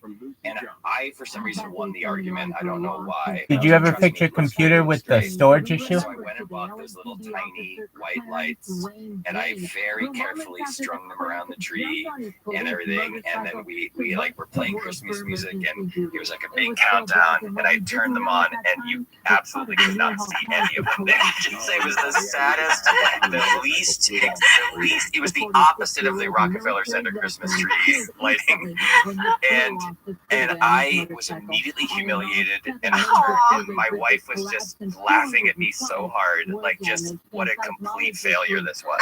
And I immediately went out and went to the drugstore and bought big colored lights and came home and we strung them up. And so but I remember that feeling, and like that episode is so much about like expectation versus reality. And so I was like, oh, that would be a good like little metaphor for what's about to happen to Michael Scott when he gets Phyllis's oven mitt. So I put it in as like Greg was so into, and the show was so into those tiny observable moments of real life. And so I was like, well, that makes perfect sense. And my favorite thing about that is after they turn the lights on and Michael goes, not great, there's a quick pan to Angela, who just looks angrier than she has ever looked in her entire life. That episode gave me a full headache because I was just always so angry. Scowling. Yeah, I mean, that so much of what happened especially in the first season and a half, seasons 1 and 2, so much of that stuff was real observation, like about people's lives, like all of the gifts in that I invented for. This was another great writing lesson that came from that episode. So in my original version, the person who had Angela, Oscar had Creed. Toby had, right? Yeah. Right. So Toby in the original version had a talking head where he was like, I don't know a lot about Angela. I know that she's religious, so I bought her this book, and the book was one of those sort of religious adjacent self-help books, like sort of like leading a spiritual life or something. It's one of those kind of hokey books. And Greg was like, I don't think that he should give her that book because we already know that Angela has that tendency or leans in that direction, and so the audience isn't getting any new information. And I was like, all right, well, like, what could it be? And then someone, it might have been Greg, pitched that thing of a poster of babies who were dressed like adults. Yeah. And nobody could understand why, but it was the perfect thing. It was just such a perfect thing that it was like, you're learning more about Angela, right? Yeah. You get a new piece of information about her character, but it's still very much in keeping with what we already know about her. Right. And then that poster became like the basis of like 4 other stories over the course. Oh yeah, it became a huge source of contention between Angela and Oscar because she hung it by her desk. Well, Oscar had to wear it as a shirt. Yeah. Well, Angela in real life really likes animals who are dressed in costumes of other animals. I mean, It's very similar. It's very similar to liking babies dressed as adults, I think. I mean, animals dressed as anything really. Like if on Halloween you dress your dog as a hot dog, I'm gonna be like, oh my god, your dog's a hot dog. So we have 2 dogs, and this year they were ketchup and mustard. Oh, I love it. Oh, I would love to see a picture of that. That lights up Angela's life. It really So wait, animals dressed like other animals? You mean like a dog dressed like a cow, or like? Oh yeah, or like a teddy bear but it has like a bunny hat. Yeah, I know why. Mike, thank you so much for coming on Office Ladies today. This was such a treat. We want to tell people that you wrote a book. Yes. And the book is called How to Be Perfect. It comes out on January 25th. Tell us about it. So this book came out of the show The Good Place that I created, which was about. If you haven't seen it, it's very hard to explain it in one sentence, but it's essentially I pitched it as a show about like what it means to be a good person. And for the show, I read a lot of ethics and philosophy by a lot of very old, boring people. And I had this thought while I was researching it, which was that these people have such good ideas for how to be better people. Like, it's all of these ethical theories and this moral philosophy is like, it's like a how-to guide for like living a good life and being a good person on earth.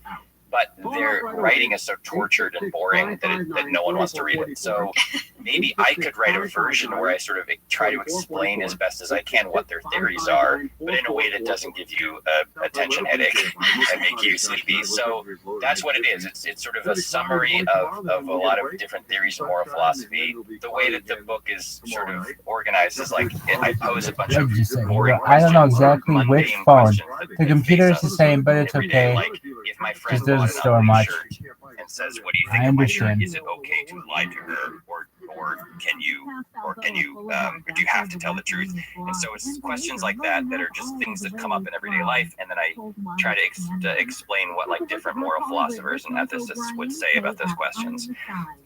So that's the idea, and it's on sale January. It's on sale now. You can buy it now from any online bookstore that you prefer. And also all of the proceeds are going to charity. So you can buy it and know that you're doing something good in the world by having money go to charity. Oh, I love that. Just by buying the book, I am being a good person. That's right. That's right. That's the idea, yeah. So you're really setting me up to succeed. I know. I like it. I like it too. You know right away that you've made the world a slightly better place just by buying the book. It's that easy. It's that easy to be a good person. Oh, I love it. Well, this is what Mindy Kaling had to say about your book. She said, "As someone who worries that a deep dive into morality will ruin my fun and problematic life, I was certain this book wouldn't be for me. Boy, was I wrong. It's so brilliant and funny and warmly written. You don't realize you're becoming a better person just by reading it." Yes, it was very nice of her to blurb the book. Her blurb is actually the one that made the cover, which I don't think I told Cover you. blurb. Oh, cover blurb. I found it online. That's fancy East Coast and blurb right Midwest are there. over on West Coast. Yes, they are. I'm so excited. It's not to too read bad it. living on the West Yes, Coast, I though. have ordered my copy, and Angela has too, and we're going to get them. And Mike, thank you, because I'm a huge fan of your Twitter as well. I feel like you're very, very good at taking complex ideas or thoughts and making them really digestible and entertaining. You're also very good at breaking down baseball statistics. Yes, I have found I go to your Twitter if there's a big game on because I'm like, oh, well, I know that Mike is going to explain this to me because I don't know what all the hullabaloo's about. It's very kind of you to say. I often wonder who in the world is still reading my Twitter? Because it is either in ridiculous arcane sports data, Yes. or just screaming about something that a politician said. And it's like the Venn diagram for people that want both of those things has to be tiny. So I'm glad to know that you two are still in the Venn diagram overlap of people who read my Twitter. I am. I don't understand your sports analysis. Not always, no. But I find it just sort of fascinating. Well, we To watch your brain work. Yes, and we love data. Jenna and I have discovered one of the things we have in common is we love tracking things. We get very excited. Just you name it, we track it on the show. Like I became obsessed about every plant that was at front reception, and I would document how every week there was a new plant. And that's something that I find fascinating about baseball is there's so many different stats. I don't understand them, but I will go to your Twitter when there's a big game and people are talking about stats. Yes. Yeah. Pitches. You really break down the pitches.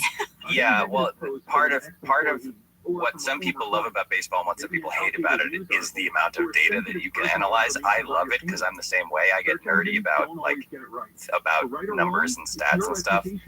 But again, like when I go to my Twitter account and post like 11 consecutive tweets about like whether a certain pitch was a ball or a strike, I do have the thought of like, who is this for? Like who is reading this right now and enjoying it? But that's the joy of Twitter is you don't ever have to know if you don't want to know. You can just send it out to the universe. Right. And who cares?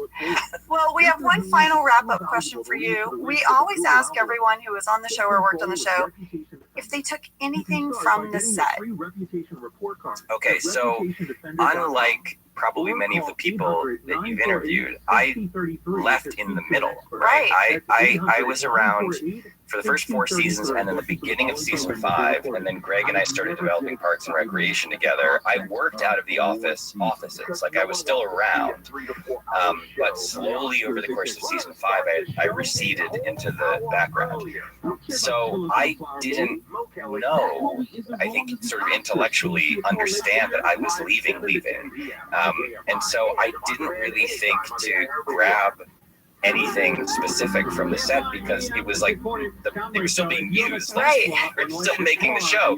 So I really didn't take anything. I have a couple things that I do treasure that are related to the show. One of which was when I left, Lee Eisenberg and Gene Stupnitsky went to Phil Shea, property master Phil Shea, and got his contact for who made the Dwight bobblehead that Angela had given to Dwight as a present, and they had a Mike bobblehead made, and as like it was sort of like a parting gift. And so I still have the Mike bobblehead. The only problem is I used to wear I wear contacts now every day, but back then I wore glasses pretty often because we would often work until like 1 a.m, and my contacts would dry out. And the Mike bobblehead had actual glasses on, and at some point I think when we moved, the glasses broke off, which is a bummer. And I've often thought about trying to repair them somehow when I put them back on. So I have a Mike bobblehead, and I do have somewhere, and I don't even know where, there was a moment at which everyone realized that the world's best boss mug would be a thing that was going to matter for the run of the show. And Phil ordered like 24 of them, just as in case they broke or in case we needed more of them or whatever. And I asked him if I could have one, and he gave me one. So I have a world's best boss mug. Not one that was ever used. It's not a famous one. It's not the one from the opening credits or anything. But I do have a world's best boss mug that is technically speaking from the set. I guess if you want to stretch the definition of from the set. And you know what else you have is you have your binder with all your notes. That is amazing to me. I have that. I have a lot of notebooks that I still look at from those early days. And I'm sure there's a couple other things here and there somewhere. And then someone, I think after the finale, wardrobe asked me if I wanted to keep any of the Moe's clothes, and I believe what I said was, "Please burn them in a fire." Oh my gosh, Mike, this was so fun. Thank you so much. Thank you so for having much. me. It's so nice to see you two. I'm so pleased that you are the official voice of the show. It seems very fitting to me that the world is seeing the show through your eyes. Oh, that's very kind of you to say. We're loving it. That was amazing. I love talking to Mike. I could talk to him forever. Me too. And he said to us, you guys, he was like, if you ever have any questions for me about anything for the office or other things, let me know. And I was like, Jenna, how often can we text him? Exactly. Yes, Mike, get ready for an email flurry. Just a flurry. It's cute. It's a flurry. I mean, Instead of Jenna's blowing up your phone, she flurries up your phone. I'm going to flurry it. Well, you guys, Mike's book is called How to Be Perfect, the Correct Answer to Every Moral Question. It is out now. And Mike really is giving away 100% of everything he's making on his book to 5 different charities. And the book is awesome. Well, that's our show this week, guys. Thank you so much for listening to this episode of Office Ladies. Next week, we have the promotion. Yeah, Jim gets a little mini office in the office. He gets a glass box. He does. In the middle of the bullpen. It's strange and interesting, and we'll tell you all about it. See you next week. This is a new episode of the podcast. So this one is the promotion. Our show is executive produced by Cody Fisher. Our producer is Cassie Jerkins, our sound engineer is Sam Kiefer, and our associate producer is Ainsley Bubico. Our theme song is Rubber Tree by Creed Bratton. For ad-free versions of Office Ladies, go to StitcherPremium.com. For a free 1-month trial of Stitcher Premium, use code OFFICE.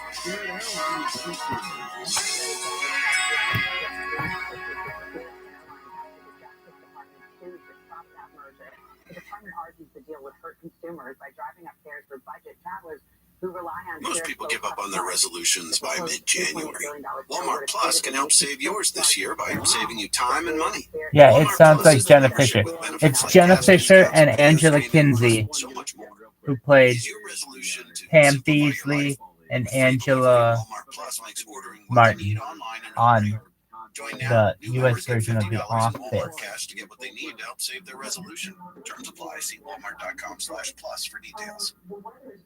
Did you know that the bold, smooth taste of Dunkin' cold coffee can be brewed in your Keurig coffee maker and enjoyed at home? You heard that right.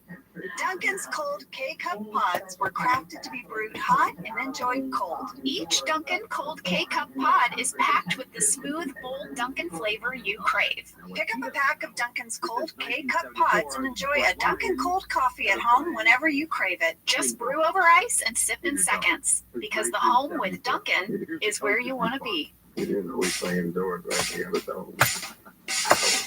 I'm Jenna Fisher. And I'm Angela Kinsey. We were on The Office together. And we're best friends. And now we're doing the Ultimate Office Rewatch podcast just for you. Each week, we will break down an episode of The Office and give exclusive behind-the-scenes stories that only 2 people who were there can tell you. We're the Office Ladies. Hello, everyone. You're probably like, what is all this stuff? Hello into love's I got eternal glory. a sponsorship from a cryptocurrency. Oh, ladies, So we should tell people that's my this is the cryptocurrency first podcast sponsorship. that we are recording in 2022. The other ones you've been listening to this year, we recorded before the new year. This is our first one back after our vacations. We are back. We are semi-rested. This We're also podcast is phenomenal. semi-back. I Is am it? back in my closet. You are in the studio. Oh, guys, there are some stricter protocols here at the beginning of 2022. So I let Angela have the studio. Me and Sam. What's up, Sam? Hi, everybody. Hey, Sam. Cassie and I are over here on Zoom. Hi, ladies. What up, baby? What up, I Walk will in point out, Japan, you guys, 4K second? Is that a ginormous plant in your podcast closet? Hey, It is. Walk in Do Japan. you notice Did you Cassie's find out got a about me plant from over her Twitter? shoulder as well. I guess when you podcast from home, you need a plant. Because I've been tweeting a bunch of Japanese A people. little Christmas tree. Did you hear Lady, are about you me the from only Twitter? one without a plant? Probably I'm speaks plantless. Japanese. We'll see. Which is so crazy because you're the plant tracker. I love plants, guys. I guess I'm going to have to start traveling with my own plant. I'm going to be that lady. You know how you see people that travel always with a pet? Maybe I'm going to be the lady that's like, hey, do you see that lady with the little tiny succulent in her lap from the plane? I would love to travel with you as old ladies where you just clutch a tiny succulent the whole time. You guys, I should share with you that for Christmas, Jen and I exchanged gifts. I got her some cozy pajama pants, and she got me a succulent throw pillow. It looks like a giant succulent, but it's a cozy pillow. It really does. I brought it home, and Isabel said, "Mom, is that pillow a succulent?" And I was like, yes, it is, Isabel. Oh my God, you guys, Sam just brought me a plant. Hey!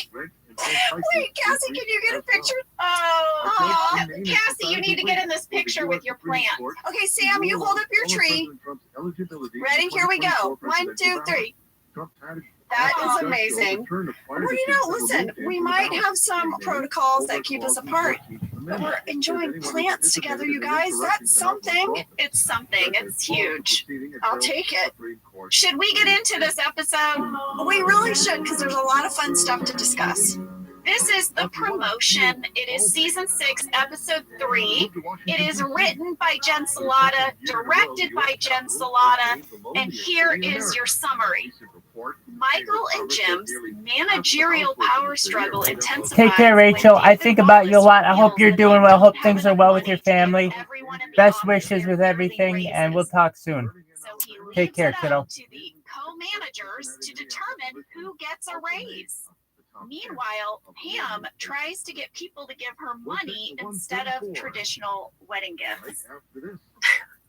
That storyline really cracked me up. It did me too. All right, fast fact number 1. I have a location breakdown. I thought you would. You might be thinking, wait, they didn't go anywhere on location. Please tell me your location breakdown is Jim's glass cube. It is, lady. Is it really? Well, we got a bunch of fan questions, including from Tara Jade L in South Australia. Can we please talk about You came from Twitter. You I came don't from think it's ever Twitter. mentioned. A Yes, new office just you came from appears for Twitter. Jim to move into Yes. that was never there before. I love you. I And love Japan. From Seoul C in Taiwan, what was involved in making Jim's office? Did they break down the wall behind Kevin's desk to make space? And Molly S. from Arkansas says, how long did this process take? Did it slow down the shooting at all? See, lots of questions. Lots of questions. I'm going to have to agree with Tara Jade. It's true. Jim is just You suddenly came in from a Twitter. tiny glass cube in the office and no one says anything. No one says, where did this come from?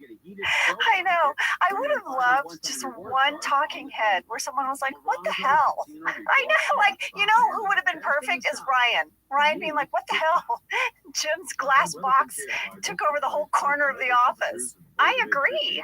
Well, Jim's office was actually a pretty simple addition that was installed over the weekend.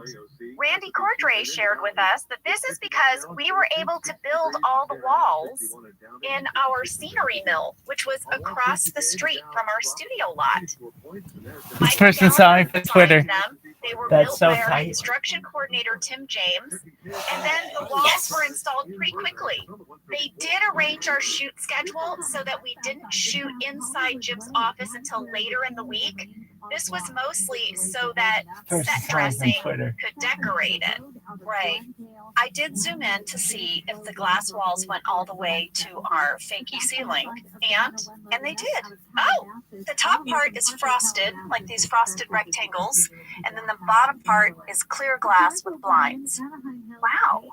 Well, Randy mentioned that the new office was kind of right behind Creed's area. They didn't have to modify anything. Wow, I have 3 that people was watching at existing. once. It just kind of fit. That's a ton. That's what she said. That's, I There don't was even know one what to piece do. of set dressing There's so many that people Randy watching pointed me at out, once. and he says you can't Oh, I'd see like the to thank the episode, but he Academy. absolutely loves it. He I sent thank us a all the picture little of it, people. I which like to is thank Jim's God. I diploma. like to thank the tequila. What's it say? I'd It's like to just, thank that he everybody. graduated from college. It was created by our graphics designer, Ryan Cosgrove. So we can post that in Office Ladies Stories. Oh, fun. That was your breakdown of Jim's cube. Well, I noticed a few things in Jim's cube. Oh, yeah? I noticed a calendar, which seems important. But did you see the giant poster of a train? Yeah. What's that? And then I thought, God, is there a train club at Somebody Denver saw Mifflin you we from don't know Twitter. about? I mean, Dwight and Toby love trains. We learned that in the meeting. Is there a train finders thing club? Oh my gosh, a train club. I don't know. These are now 3 people at Denver Mifflin that clearly have a thing for trains. I'm just saying, I see a theme. I took a picture of the train. I zoomed in. I couldn't make out. There's some kind of like saying underneath the train. I really wish I could have made that out. But if you guys caught it, let us know. I just want to say, Ange, I feel like maybe you're the person who has a thing for trains. No, I don't. You zoomed in on a picture of a train to see what model it was, and then you Googled all the models of the trains from the meeting. I just feel like maybe you're projecting. Do you love trains? Listen, first of all, Dig deep. Really think hard. first of all, how dare you? And yes, I do love trains. Secondly, whenever I see a train on a road trip, I get really excited. And I point it out to the kids. I say, look, train! Look at the train! My uncle was a conductor of a train. Lady, this is a breakthrough. But come on, Jim has one poster in this whole little glass cube and it's of a train. Of course I'm going to notice that. I mean, I just assumed it was like some leftover poster in storage, and he was like, sure. You're right. You're right. I don't know. Jim is probably not attached to it at all. I'm going to get you a picture of a train next year for Christmas. Are you really? Maybe. Amazing 24-hour live. You know what I've Sorry, always wanted can't to speak do? English. What? That's okay. You're Start wonderful. a train Thank you. through Scotland? Thank you. Yes. Here, I'll do like the Yes. Japanese I wanna thing. do Thank that. you. I want to do that too, but Thank I'm you. afraid I won't sleep well, and I'll just like be Thank you. grouchy the whole trip. You know, Thank I you. don't do good without sleep. Lady, the Queen of England does it. You can do it. The Queen of England has a fancy train car. Well, that's true. Would I take the Queen of England's train car through Scotland? Sure. Definitely. I want to go. I want to do it. You have to do it with me. All right, I will. You and your little succulent can ride the train. Thank you, because I'll jump in something icy with you at the end. Yay! This is great. Done. And then we can make a Hallmark movie about it. 2 ladies in a succulent traveling through Scotland. To jump in an icy cold pond. Tune in. This is a Hallmark movie. It's going to go with Laundry and Betrayal. Oh, God. I really want that to happen. We should really be producers. All right, I'm going to move us on to fast fact number 2. We should run a network Somebody for found me boring on Twitter. middle-aged women. I'm so happy somebody found me from Twitter.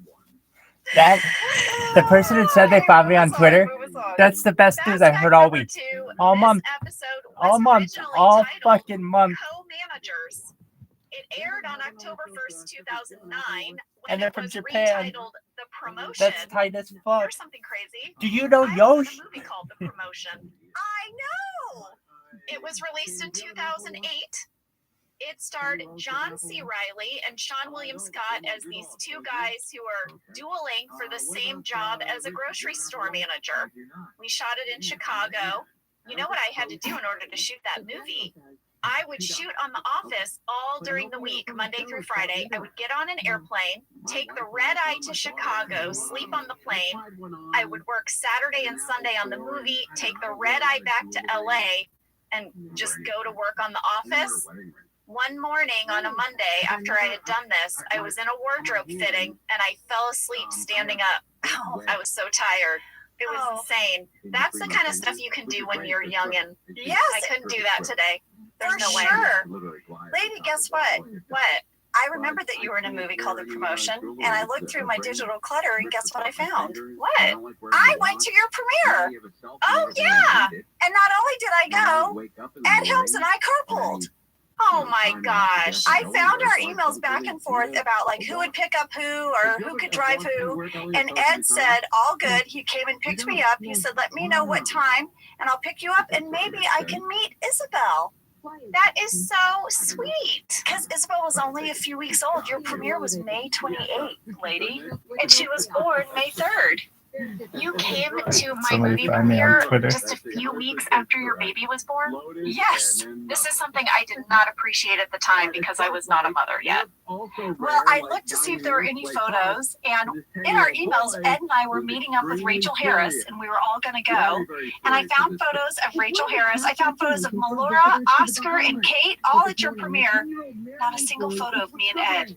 I don't know if we were running late. I don't know if because I had just had a baby, I was like, yeah, no, I'm not walking that red carpet. But we did go, and we carpooled.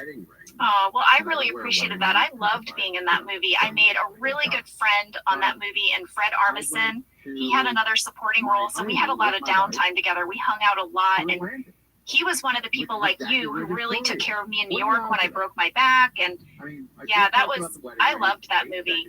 I loved it too. Fred is one of the funniest people I've ever met in my life. And Jimmy, you and I have worked with a lot of funny people, so that is saying a lot. Yeah, I remember one time coming over and hanging out with you and Fred, and I was crying. Dude, somebody found out about me like, from I was Twitter. laughing so hard That's fucking I couldn't catch amazing. my breath. Just at him, just Too easy. riffing about, I don't know Too what we easy were to go talking about. viral. Just I don't know random why. stuff. I don't know why He's everybody so doesn't. flippin' funny. No, him and Chris It's just Parnell. Too easy. Oh, Like, forget it. There's Forget not, it. I can't. There's Yeah, too too much. Too much. many people watching. Oh, Chris Parnell and Fred Armisen, will you be in our movie where we travel with a succulent through Scotland? We would just laugh the whole time. It would be wonderful. I want that experience. All right, are you ready for fast fact number 3? Yes. Jen Salata, as I said, was our writer-director, and I reached out to her because I noticed that this episode is basically just one big A story, like including the cold open. It's not even like a standalone cold open. It's an on-plot cold open. Yeah, it's one big story, start to finish. There's no B story. There's this little bitty runner about Pam and her registry, but here's what Jen had to say about that. I think because it was a bigger story for Michael and Jim and a story which affected everyone in the office, we opted for no B story on this one. But I noticed when I rewatched it that a lot of the how it affected everyone in the office didn't make it into the episode. There were some really fun talking heads about who everyone preferred as a boss, Michael or Jim, but they didn't make it in. I love the small money runner for Pam. The moment you see your new last name on the check was my favorite. I liked how different it felt in this episode to see Jim in his own office. You'd imagine Jim having his own office would be a nice thing, but then it separates him out from the others in a way that Michael is also separated out. So there's definitely good and bad in this promotion. I always love when writers speak thematically about an episode. I'm real nerdy like that. I just love how smart they are, and I just loved it. I know. I'm just like, ha ha ha, this is so funny. And they're like, I'm going to break down how this comedy works. Yeah, exactly. Well, Jen is right. There are a lot of deleted scenes. I really enjoyed them. I'm going to share a few later in the episode where they would have come, but there's maybe just a little teaser here. My favorite Stanley talking head ever that got deleted. Ooh, it's going to come later. But yeah, if you have the DVDs, go to the deleted scenes for this one because they are delicious. Well, lady, that's all I've got. I think we could take a break and then we'll get into it. Let's do it.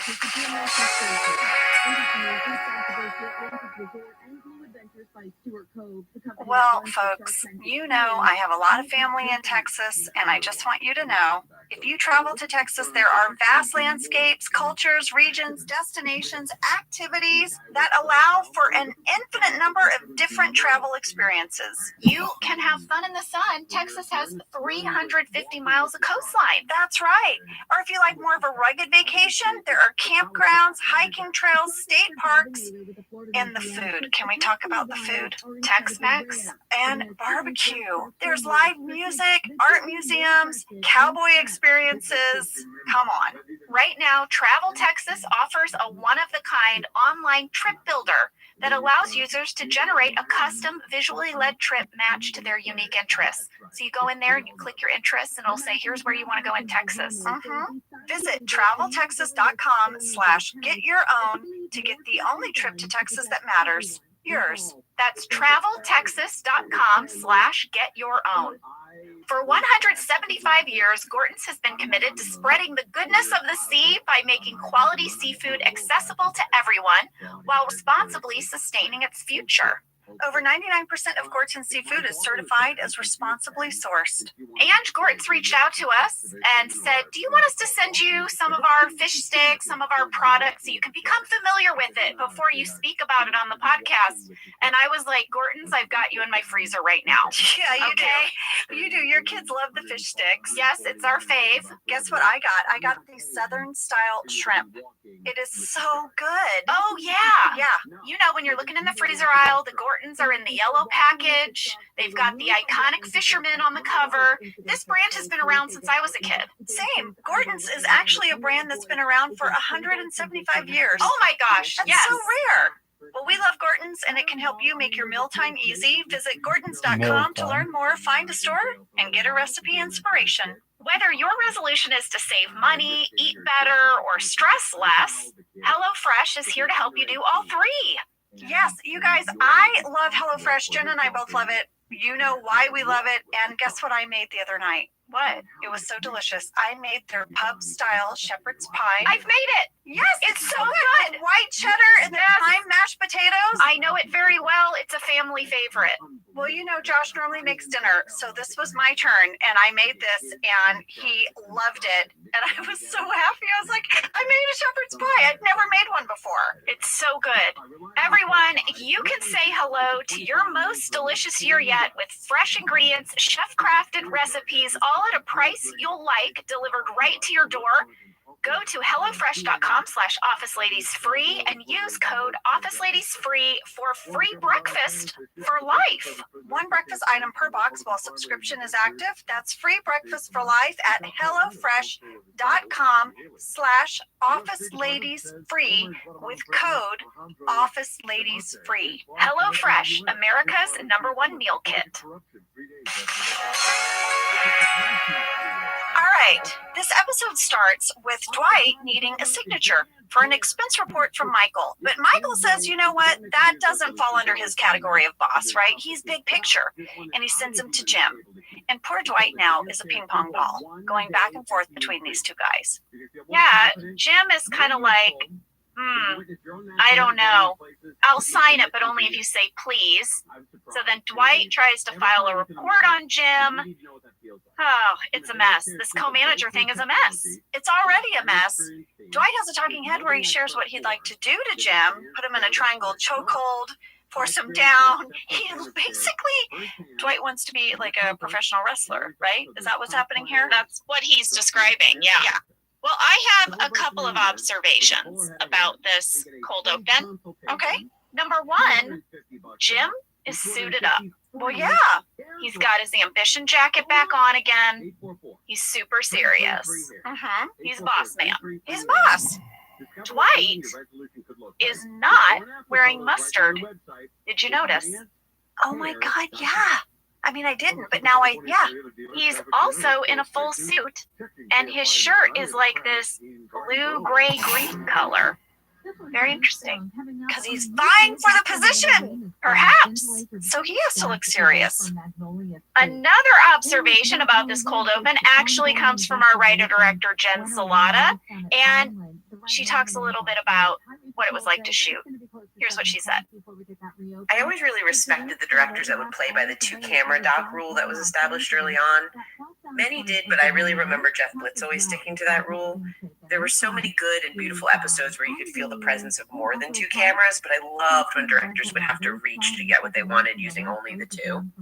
I tried hard to figure out a way to lose the 3rd camera in that cold open when Dwight was running back and forth between Michael and Jim's office, but I never cracked it, and it still kind of bugs me. It's so funny, I didn't even notice. I didn't either, but I do remember Jeff Blitz really trying to stick to a traditional documentary. I remember that about him. Well, he was a documentarian. Yeah. So that makes sense to me. And I know that Jen worked really closely with him, so it also makes sense to me that she would want to adhere to it as well. Yeah. Well, I guess if you rewatch that cold open, you can look for the 3 camera angles instead of 2. But I have to say, Jen, I didn't see it, so you tricked me. You got us. So now we're going to get into this episode, and Michael wants everyone to gather in the conference room. He wants to have a meeting. and he suggests that everyone bring a snack because this meeting might take a while. Oh, Lord. And Jim is like, Michael, can I speak to you in my office? And Michael is like, maybe you can come speak to me in my office. And then Stanley says, wait, can I be a boss too? Yes. And then Oscar has a talking head where he says it doesn't take a genius to know that an organization thrives with two leaders. Lady, I looked up some organizations that have two CEOs. Oh, And guess what? not the Popes, I'm guessing. No, not the Popes. Who? Netflix, Okay. Warby Parker, Oh, Salesforce. There's a very successful meal delivery service called Fresh and Lean. And most notably, Ramble, our company. We are co-CEOs. And by the way, our organization is thriving with two leaders. Oscar, you got it wrong. We are doing great. So this really starts a whole bunch of deleted scenes that Jen was talking about. One of them involves Kevin, just in the fact that he doesn't know how to relate to Jim anymore as a boss. Jim was his buddy, right? And it's really funny. He ends up oversharing a whole bunch of things he shouldn't be saying to a boss. We have to hear it. I just wanted to congratulate you on your Yeah, my promotion. baby. Oh, thanks. Also, I was wondering if you could forget what I said last week about the fact that I don't really do my job. Oh, sure. So why you've been avoiding me? Oh, no, I wouldn't do that. Oh, it was just that I was late today, and I took a nap in the bathroom for a while. All right. I think you're gonna want to stop telling me those things. Gotcha. I will stop telling you things. Aw, that kind of breaks my heart. I know. But also, how often is Kevin napping in the bathroom? Exactly. So Jim ultimately decides, I guess, he will go into Michael's office, right? He won't make Michael come into his. And right when he sits down to talk to Michael, I caught a little background surfing the internet. Oh my gosh, me too. It's at 4 minutes, 12 seconds. It's also at 3 minutes, 34 seconds, and it's Rainn Wilson. Oh, I caught myself scrolling the internet. Did you really? Yes. I caught Rainn, and you guys are both surfing the internet during this whole scene. We really are. That's hilarious. This is the scene where Michael calls Jim James Jimothy. Mm-hmm. He's like, oh, that just sounds weird. Can I go back to Jim? So Jimothy is explaining that these conference room meetings are eating up like a large part of the day. They're very disruptive. And Michael's like, you know what else eats up a large part of the day? Napping. You fall asleep, you wake up, and it's evening. Yeah. So I'll tell you what, Angela, this is a delightful scene. It's very funny. But all I noticed in this scene was the blooming plant behind Jim. Yes, I did too. I had to Google it. I had to know, what is this plant? You know what it is? Yes, I do. It is a peace lily, aka the closet plant. I found out it is very popular in homes and offices because they don't need a ton of light or water. Damn. So when I realized I would be podcasting, No doubt we'll be there, right? No doubt, returning for the first time in nearly a decade, the band teased to return to the stage before Coachella dropped the lineup today. The Anaheim rock band hasn't played together since 2015, along with No Doubt, Lana Del Rey, Tyler, the Creator, and Doja Cat are headlining the 3-day music festival in the desert. And if you want to go, you can register now for passes. Act fast because they go on sale this Friday. Yeah, that's going to sell out like it does every single year. All right, the South Bay, we have a lot of in my closet this week, I got myself a peace lily. That's my plant that you. Oh, I did notice now it's not blooming, because if it's blooming, it's white with like a little yellow thing, and that's how you can tell. Yes, it is not bloomed yet, but it's substantial in size. And I have to say, it's really making my closet experience better. I think it's beautiful. Give it a little bit of sunlight. It likes a little bit. I have one in my backyard and it just will bloom spontaneously. I just love it so much. And it's blooming right now. You have it planted in the ground? No. I have it in a pot. But outside? I have it outside in a pot. It's in a sort of shady part of my backyard. And I also have it near some hydrangeas. Well, let me tell you what. When I called my local nursery to ask them if they had a peace lily, because I wanted to buy one, they gave me a little sass. They did? Yes. First off, they said, "Oh, yes, we do." And I said, "Great." So when I get there, this nursery is big. I said, "Where will I find it? Is it in the outdoor section?" Because most of it is like an outdoor nursery. And they sassed me and said, "No, it would be in the indoor section because it's an indoor plant." It is an indoor plant. They are not wrong. I wouldn't normally put a peace lily outside, guys, but I was given a gift of a pot full of a bunch of different plants, and none of them had bloomed yet. And it wasn't doing so great in my kitchen window where I put things. So I set it outside in this little shady nook where my hydrangeas are happy. And voila, I have a peace lily outside. Wow. Well, the next time I go to my nursery, I'm going to tell them that story because the lady who ended up helping me when I got there was amazing. I mean, she knew everything about plants. I feel like she would want to know. I feel like she and I would be friends. Oh, lady. Actually, now that you mention it, I should bring you there because you and this woman would hit it off. I mean, maybe I shouldn't bring you there because I might lose a BFF. I mean, the two of you are total plant nerds. I love her. She's not the person who answered the phone, by the way. She did not sass me. She was wonderful. She wasn't a snarky phone person. Well, I want to meet her. I can't wait. It's a plant date. It's a plant date. All right. The next scene, Pam is eyeing a donut in the kitchen, and Phyllis enters, kind of asks her what she's doing. I loved this scene so much. It's so funny. I mean, what the heck? Phyllis has a cousin that makes romantic birdhouse mailboxes? What is a romantic birdhouse mailbox? Are the birds making out? Like, what are they doing? Why is it romantic? I don't know. Maybe they make a heart with their beaks or something. Maybe they kiss a heart. Maybe they do. I feel like you might have one of these. I could see you having a romantic birdhouse mailbox, lady. Let me tell you, the minute I read this, I had to know. And then I found mailboxes that look like birdhouses, and I actually need a new mailbox. And I was like, Josh, and he was like, no. I guess I'm a little confused, though. I mean, is it going to confuse the birds? Like, are they going to try to nest in your mailbox? Or will it confuse my mail carrier, and then I won't get mail? I don't know. I did want to point out at 4 minutes and 58 seconds, I am holding my favorite donut. Our craft services guys would have donuts out every morning, and they always had our favorites. That one was mine. It's a cake donut with icing and sprinkles.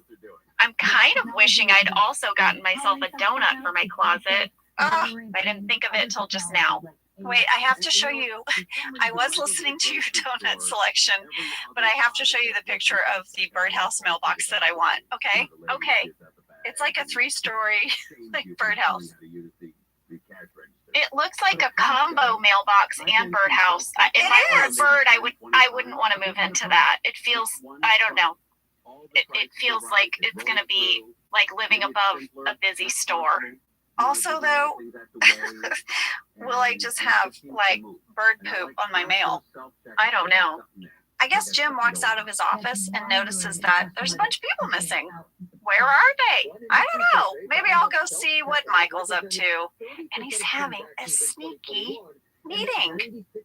Yeah, he's got Oscar, Stanley, Creed, and Kelly all sitting in chairs across his desk. Michael claims it's a product expansion focus group. They all want to go back to their desks. And Jim says, what kind of products? What happened in here? You know, what was the last thing that was said? And Stanley said, Michael said, if you don't smell this, you're fired. This leads to a Kelly talking head where she says she loves rivalries. Michael or Jim, Paris or Nicole, Heidi or LC, it's so fun. This was the beginning, Jenna, of people comparing Jim and Michael as bosses.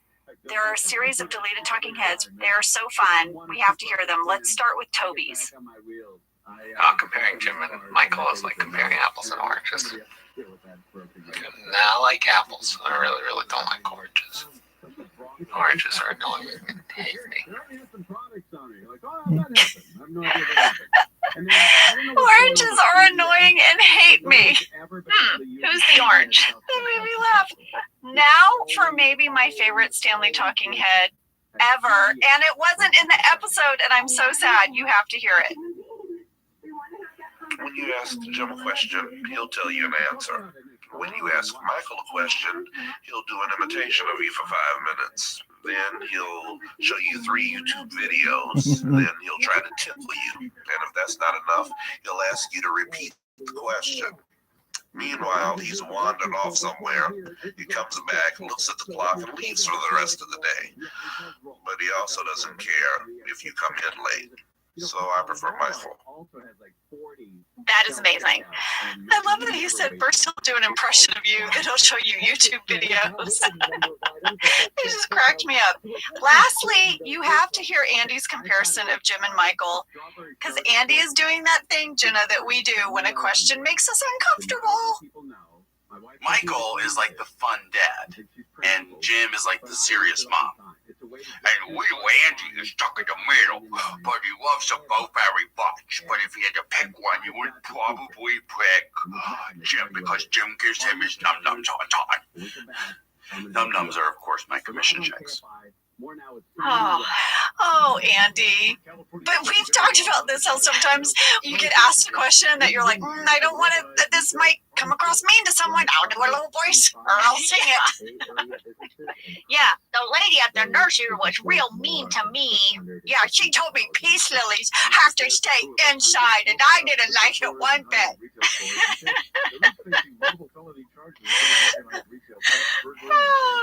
Well, now we're going to get into the major conflict of this episode.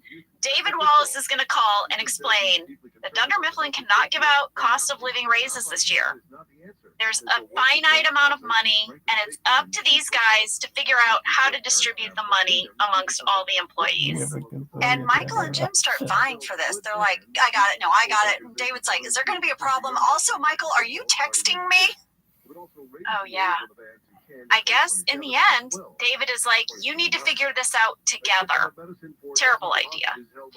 It starts some really funny Jim and Michael scenes, because at first Michael's acting like that, sure, great, they can do this together. And then Jim was like, tell me how you really feel. And he goes, I hate the fact that we have to do this together. And then he's like, all I can see is your big and gross pores on your nose. Like, it gets so personal. Later, he points out his crusty eyes. Like, what? Michael, what happens to you when you get backed in a corner? You just get really mean. Lady, I literally made a list of all of Michael's jabs at Jim. He also calls him Skippy at one point. Big pores, crusty eyes, Skippy. That was as far as my list went. Oh. Also, we learned that Michael hates a pros and cons list. Oh my gosh. Hates it. Absolutely hates it. And then he has that amazing quote where he says, sometimes the smartest people don't think at all. Well, lady, I had to know. I don't know why. I just, on the fly, decided to Google who invented the pros and cons list. Did you really? The answer is fascinating. Oh my gosh, I want to hear it. There is an inventor of the pros and cons list, and it is Ben Franklin. What? Wow. Ben Franklin! All right, this is where everyone thinks the pros and cons list came from. He wrote a letter in 1772 to Joseph Priestley, where he described in great detail how he makes a decision. I'm going to read it to you. Every word fascinated me. He said, quote, my way, he capitalized way, by the way, his way, Okay. Frank Sinatra, we hear you. is to divide a half sheet of paper by a line into 2 columns, writing over the one pro and over the other con. Then, during 3 or 4 days of consideration, I put down under the different headings different motives that at different times occur to me for or against the measure. When I have thus got them all together in one view, I endeavor to estimate their respective weights.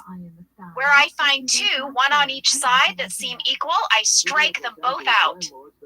If I find a reason pro that is equal to two reasons con, I'll strike out all three.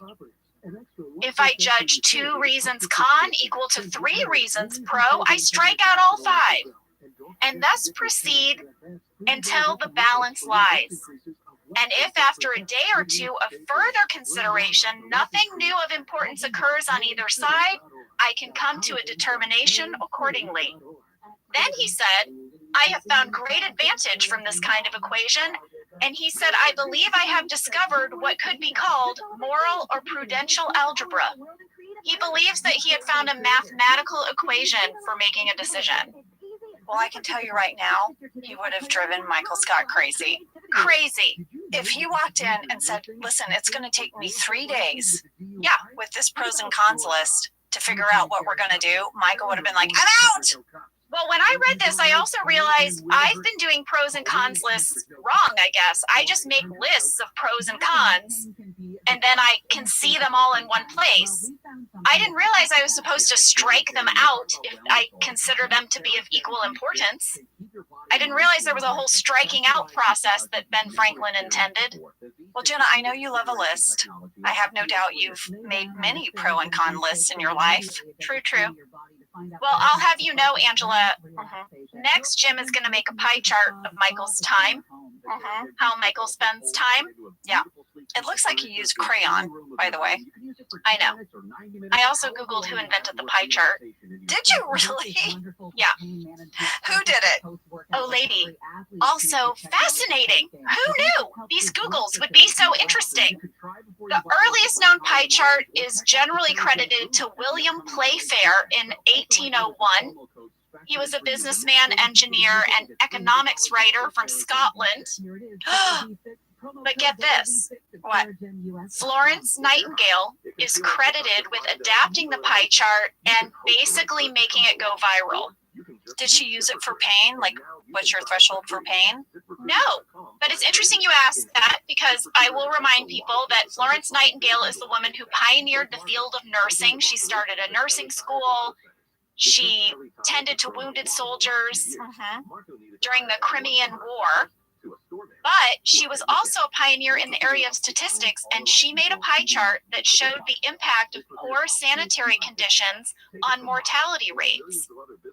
And some people believe that this is the first time that a pie chart was used to persuade people to change. Oh, wow.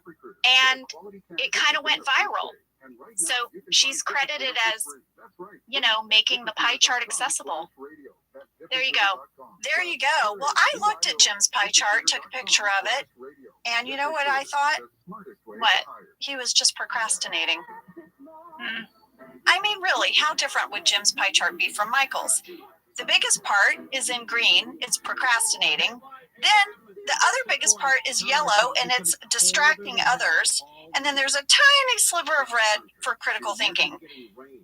I mean, Jim's wouldn't be that different. He's always distracted. He's procrastinating. Come on. You're so right. Jim just drew his own pie chart. Pretty much. While Jim's making pie charts, Pam is still trying to hustle up some money as wedding gifts and finally find someone who's going to write her a check. Kevin. He writes her a check for $40, and he says he's going to put "to love's eternal glory" in the subject line. But also, can you wait until you cash it till Monday? Yes, but this is the moment that Pam sees the name Mrs. Pam Halpert for the first time. Aw. She gets all excited. And I have a question. Pam is doing her talking head out in the little, I don't know, what would you call that? The vestibule? The, inner lobby from right outside the door of Dunder Mifflin? Oh, yeah, like the entryway. Yeah. That Dunder Mifflin sign that Pam is standing next to, isn't that the one that John took and you saw him putting it in his trunk? Yeah, at the end. That's the one John stole when we wrapped. That's what I thought. I was like, oh, hey, John's got that at his house. Yeah. Well, listen, I think we should take a break because when we come back, Jim and Michael are going to try a lot of strategies to divide up this money, and pretty much none of them are going to go well. You mean putting beans on people's faces isn't a great way to figure out if they get a raise? We'll talk about it after the break. We will.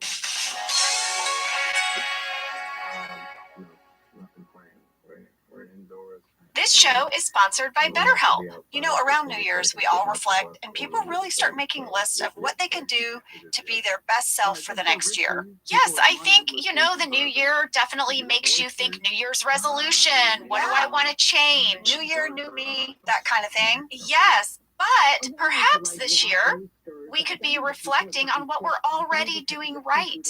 Yeah. And therapy can help you figure out your strengths so that you can ditch this idea that you need some extreme change or this extreme New Year's resolution and just, you can make changes that really stick because they're based on your strengths. I like that.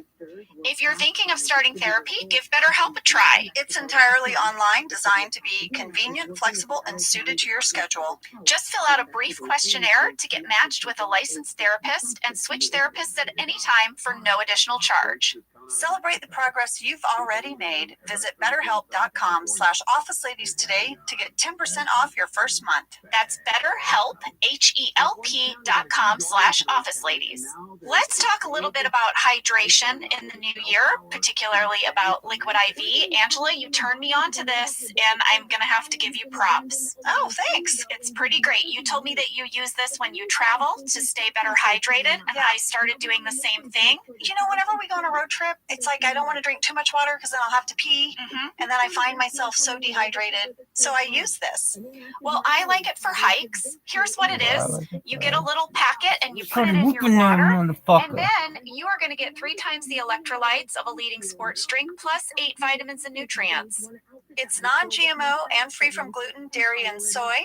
It is perfect for daily use before a workout or when you feel run down or after a long night out, hint, hint, or even on really long flights. Rehydrate yourself for the new year. Grab your Liquid IV Hydration Multiplier sugar-free in bulk nationwide at Costco or get 20% off your first order when you go to liquidiv.com and use code OfficeLadies at checkout. That's 20% off your first order when you shop Better Hydration today using promo code OfficeLadies at liquidiv.com. Jim and Michael are in the conference room, and Jim proposes that they give the raises to the salespeople. He said they're the ones who bring in the money, and this will keep them happy. Well, Michael doesn't think that's going to go over very well. Well, these guys are going to kind of argue now, and I thought this scene was a little bit dramatic, and even Jen Salata mentioned it. Here's what she had to say. When I was directing the scene with Steve and John in the conference room, I think it was the scene where Michael criticizes Jim's way of thinking and Jim tells Michael that he has weaknesses. I kind of popped out of the moment and looked at us and said, I think we're doing a drama right now. It occurred to me that I wrote it kind of dramatic and their instincts were dramatic, as was fitting for the scene, and I was steering it in an even more dramatic way. I remember trying to push things to their edges a bit more in the 6th season, maybe as a reaction to having done so many episodes in a row 5th season, that I was looking to shake things up a little, and drama is definitely where some of those scenes went. Maybe with me writing and directing, there wasn't enough quality control. I think I even asked Paul, is this too dramatic? Did I make this into a drama? But then John and Steve and I paused and talked about the balance and landed in a really nice place, I think. I love what Steve and John did in that scene and throughout that episode. It was really fun getting to dig into their relationship in a deeper way. Yeah, I can feel that in this scene. I mean, Jim's like, you know what, Michael, here are your weaknesses. And Michael's like, oh yeah, you want to tell me my weaknesses? Like, it gets really personal. Not to mention Michael goes there with the crusty eyes. Yes. I really like it when our show would dare to kind of let comedy go for a second. Sometimes it was in those romantic moments. Sometimes it was emotional with all the stuff about sprinkles, all the stuff about your heart getting broken, Angela.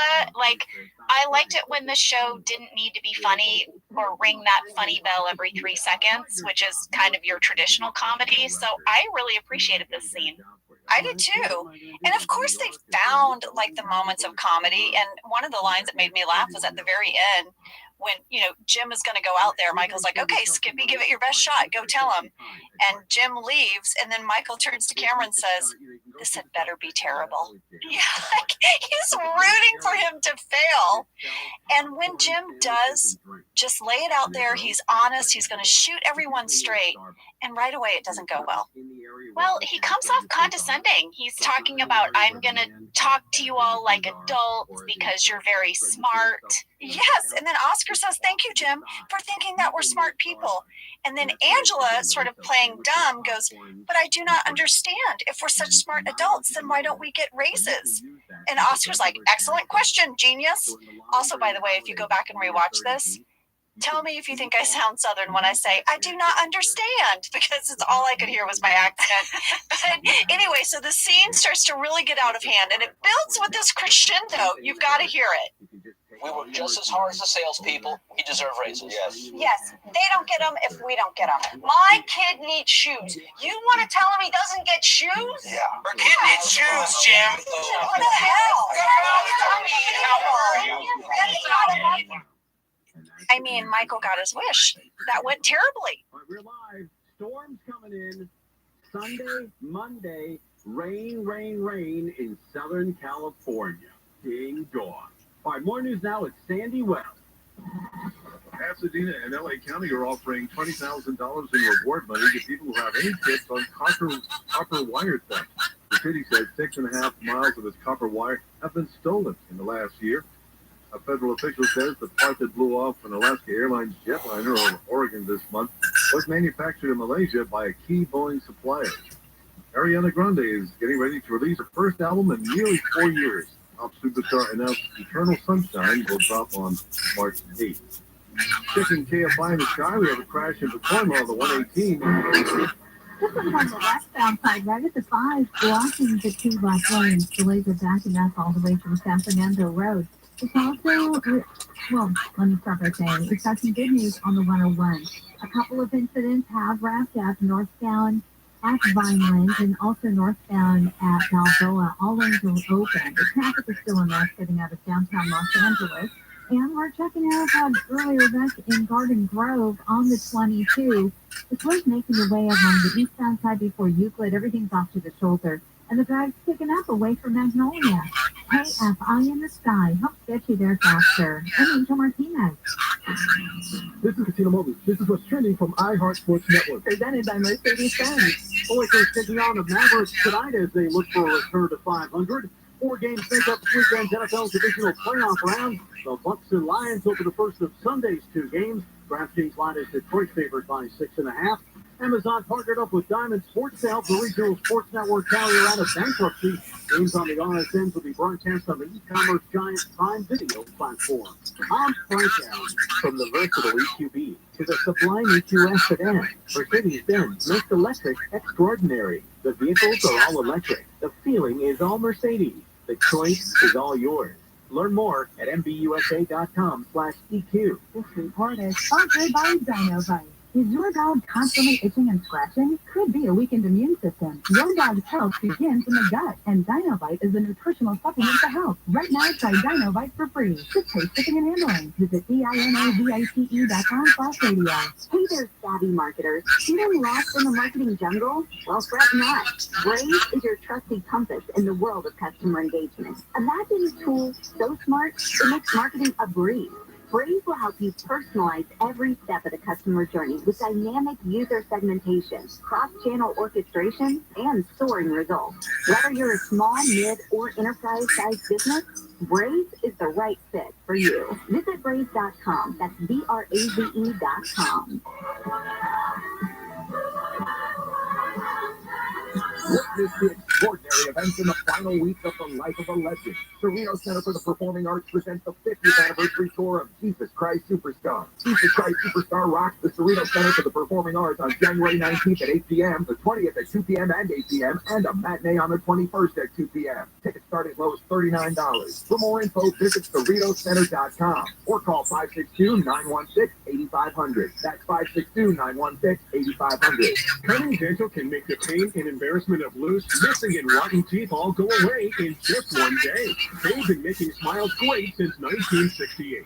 Change your life, increase your confidence, and enjoy your favorite foods again with no more pain and discomfort. Call 888-640-SMILE and receive $4,000 off new teeth in one day.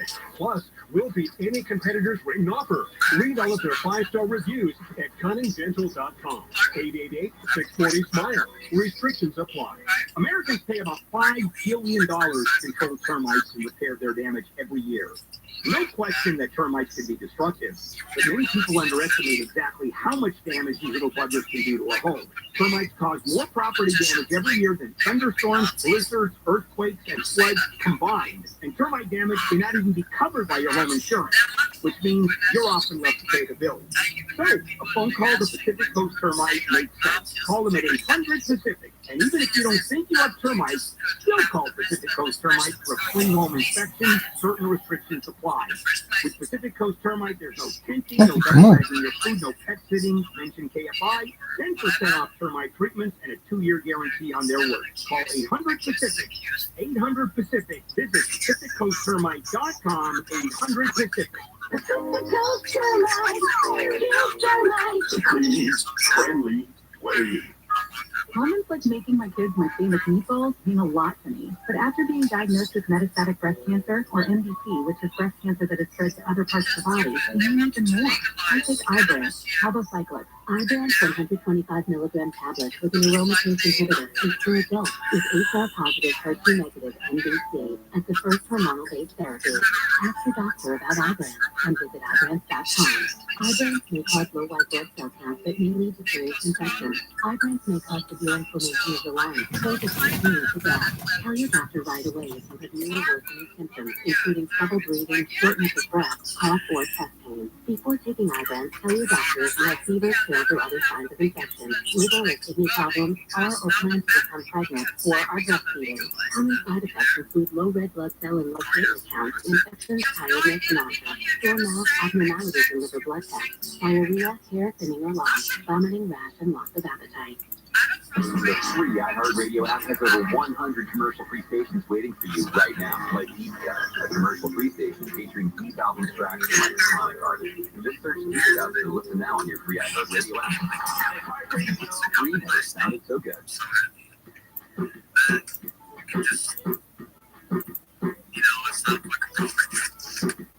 KFI AM 640. Conway Show. Oh, yes. 30 years ago today, the Northridge quake happened at 4:30 a.m. Seems like 5, 10, 15 years ago, not 30. But how about that? I mean, kids that were a year old, babies, little tiny babies. If you're a year old when that Northridge quake happened, you're 31. You're 31, you start your family, maybe your career. Here comes my career. Here comes my career. And you're already 31 years old. That is unbelievable. And if you were born, that year of the quake, then you were only 7 when 9/11 happened. 7. And now, you're in your early 30s. Congratulations. Our Mexican restaurants, LA County tops the list of U.S. counties with the most Mexican restaurants. It's a great deal. Find out where the really good ones are. A recent Pew Research Center study found 1 in 10 restaurants in the U.S. serve Mexican food. 85% of countries have at least one Mexican restaurant. No surprise, California. Wait, what's that stat? 85% of countries have at least one Mexican restaurant. Wait, so 15% of the countries in this world don't have a Mexican restaurant? You gotta be kidding me. What are the 15%? What are the 15% of the countries in this world that don't have a Mexican restaurant? Can you imagine living in a country that does not have Mexican food? How crazy is that? 85% of countries have at least one Mexican restaurant. I want to know the countries that don't have it. Where is it? North Korea? They probably don't have a Mexican restaurant. 85% of countries have at least one Mexican restaurant. No surprise, California and Texas have the most Mexican restaurants. Pew says the study reflects the growing Mexican-American population, which now accounts for 11% of the total U.S. population. There you go. All right, teens are in the news. We always talk about teens at 6:50 on Wednesday. Teen news. Teen news. How's your teens, bro? How's your teens? How's your teens, How's your teens, bro? How's your teens, Belio? How's your teens? How's your teens? How's your teens? You got teens? Teens good. Yeah. I should say the teens are not getting enough sleep is what the teens are doing. Teens are not getting enough sleep. Oh, teens. Going on with you? Teens. Rabbi showed the average teenager gets around 7 hours of sleep when they should clock in around 9 hours. They lack of sleep. I'm a teen. I'm a teen. I get 9 hours sleep. Around 9 hours. A lack of sleep can lead to changes in mood, as well as an increased risk for obesity, diabetes, and heart disease. Wow, what a break for teens. You don't get enough sleep, you're dying. As well as an increased risk for obesity. Obesity. Yeah, what else? Diabetes. And heart disease. Wow, good morning, good afternoon, and good night. Sleep is the VIP service everybody needs, regardless of age. To help your team develop better sleep habits, designate their room as a place of rest. It already is. Where their bed is, where their night clothes are, where they sleep at night. That we've locked that off for decades in this country. Better sleep habits designate their room as a place of rest. It already is. Bedrooms should be cool, dark, and with few distractions. Okay, I like that. And I like that. I like the room dark and cold. Ellie, are you a cold sleeper? You like it cold at night when you sleep? I like the room cold. Yeah. Kicking ass, taking names. How you living, baby? Right. Do you have an electric blanket? No. Oh, Bellio, you don't know what you're missing. You have no idea what you're missing. Thank you, baby. Appreciate the kind words. How's things in your neck of the woods? No. This is a Southern California thing, too. Excellent. What's new in the zoo? But in the morning, I cranked it up to 12 or 13, and man, oh man, is that beautiful. Look, the best $40 you'll ever spend in your life. Well, okay, all right, we're what, 20? Not only that, I'm always live on YouTube. Okay, all right, well, look. I'm always live on YouTube. For people out there, Excellent. whatever you're going to spend, $80, whatever it is, get yourself a beautiful, nice electric blanket. It will change your life. More than anything I tell you on KFI. Screw it with the way to check out at Target early. That's for the birds. You get an electric blanket in the winter, and you crank that up. Well, it's like, I woke up yesterday, it was 58 degrees in our room. 58 degrees. I love it. My wife wasn't so thrilled. But I have an electric blanket, cranked it up, and man, was that beautiful. Well, you know, menopausal women probably wouldn't want electric blankets. I'm not menopausal. Well, you're a teen. The reason why you sleep in 9 hours I'm a is because you're in a teen. little cocoon. I'm a teen. These other areas of living space for homework and studying. Also, a nightly routine that includes consistent bedtime and wake time. By the way, that's one of the complaints that whenever people call and complain about me or the show, they always complain that I'm immature. And I take that as a badge of honor. I really do. You know how hard it is to be on this planet in your 50s or 40s and still be a teen? It's impossible. It's very hard work. And so I wear that with a badge of honor. When somebody says I'm immature, or I'm a teen, or I've never grown up, I find that amusing. I enjoy it. All right, Mo Kelly is coming up. I was listening to a show last night and him talking about going on a cruise. That was great. That was fantastic. Mo Kelly and his whole family annoying him by taking him on a cruise and making him dress up. That was great. All right, more now with Mo Kelly. Next year on KFI AM 64. What you need to know and when you need to know it. KFI. And the KOST HD2. Los Angeles, Orange County. Live everywhere on the iHeartRadio app. What caused the deaths of 4 guys in Palmdale? I'm Mark Ronner, live from the KFI 24-hour newsroom. Investigators are looking into the deaths of 4 men at a home in Palmdale. 2 of the men were found inside the home and 2 were found outside. Firefighters found the men down while they were responding to a medical call yesterday. Firefighters say there were signs the men have been dead for a while. LA County Sheriff's investigators responded to the home, including members of Wait, the can I overdose drink that? response It's better. task force. Officials say 3 of the Crazy. men were in their 30s, I and don't the know. 4th man was in his 60s. Oh, carnivore, do you I think? mentioned Santa Monica, who used his cryptocurrency cash exchange business to illegally launder millions of dollars, has been sentenced to 4 months in federal prison. The U.S. Attorney's Office says from 2017 to 2021, the man operated a company offering non-regulated crypto exchange services through kiosks around SoCal. It says he took steps to conceal the large transactions from the government. Makes And also been ordered 2 years of supervised insulation. release after prison. I think 6 people in Pasadena say they've gotten sick from cancellations over the last few days. Pasadena's Richard Gregorian says the cases are being investigated as the norovirus. The impact, the effects, and symptoms take place, a few hours afterwards and can last for several days. The cases were linked to several restaurants, although the city's not denying them. Reports come as LA County authorities say they're investigating more than 25 cases. The man's been arrested in connection with several sexual assaults in Southern California. There were very similar methods of operation that were done by the suspect. Oakland Sheriff's investigator Austin Jones says a recent sexual assault led to the arrest of Sion Zaya, which he says then led to 3 other cases. It's from 2018 in Long Beach, it's from LA in 2021, and then our 2 Stanton cases, 2022, 2023. Jones is now looking for more women to come forward who may have been assaulted. Zaya was booked last week for multiple felony sex assault charges, kidnapping, and assault with a deadly weapon. In Orange County, Corbin Carson, KFI News. Pasadena and LA County are offering $20,000 in reward money for people who have any tips on copper wire theft.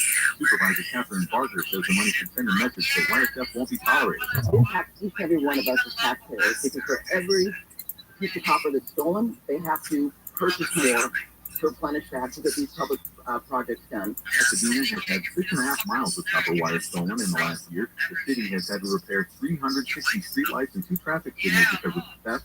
The repairs left the city with a more than $50,000 receipt.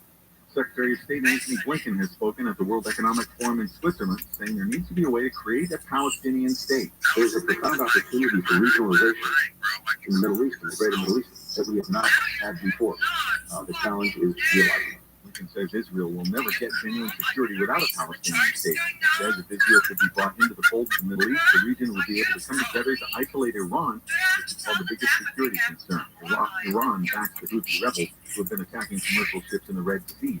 And Apple's now the #1 seller of smartphones, beating out Samsung as the world's leader. That's according to new numbers from the International Data Corporation. Samsung had held the top spot since 2010.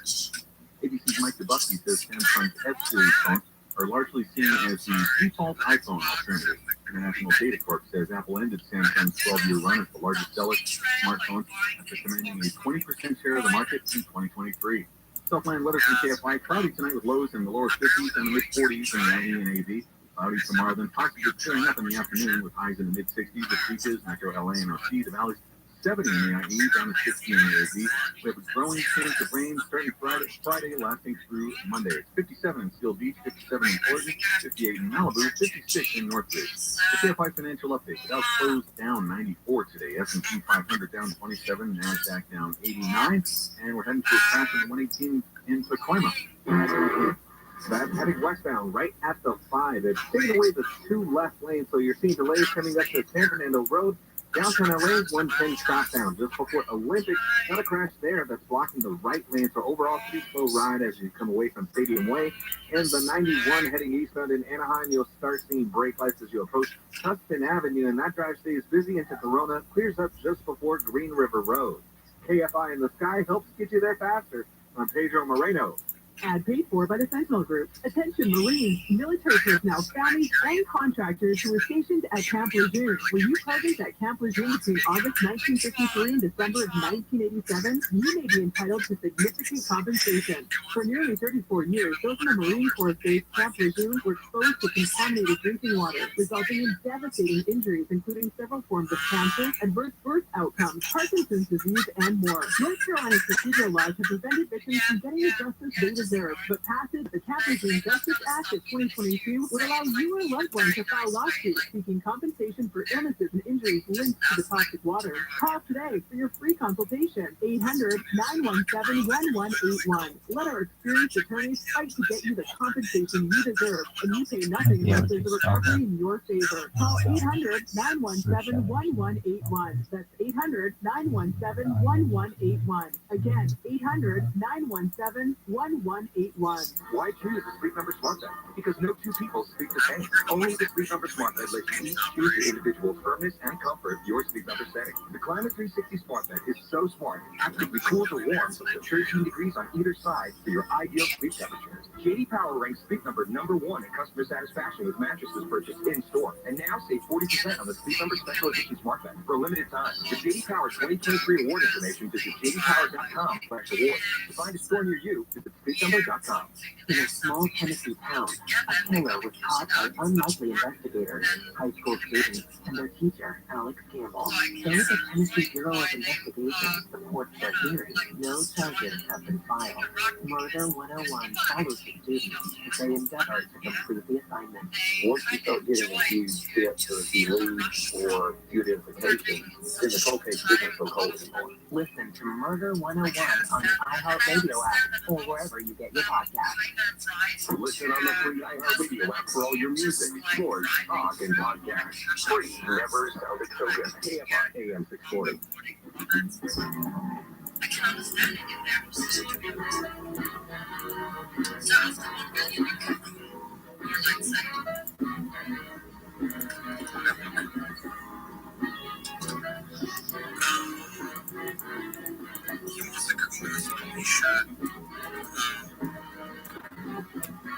It's later with Mo Kelly, KFI AM 640. We're live everywhere on the iHeartRadio app. We have a huge show tonight. We're going to tell you why old-fashioned TV is still the winning ticket in certain respects. We talk often about streaming and how viewers have left linear TV, but linear TV is still making a boatload of money. We'll tell you why in the next segment. And also, did you know that there is a secret utopian city which is being discussed and possibly slipped onto the ballot in the Bay Area? Pleasantville might actually exist in California. We'll tell you about that. And Long Beach, city services may be cut to a budget deficit. That's coming up this hour. In hour 2, we have Claudine and Cooper live and unfiltered with health and wellness information for you.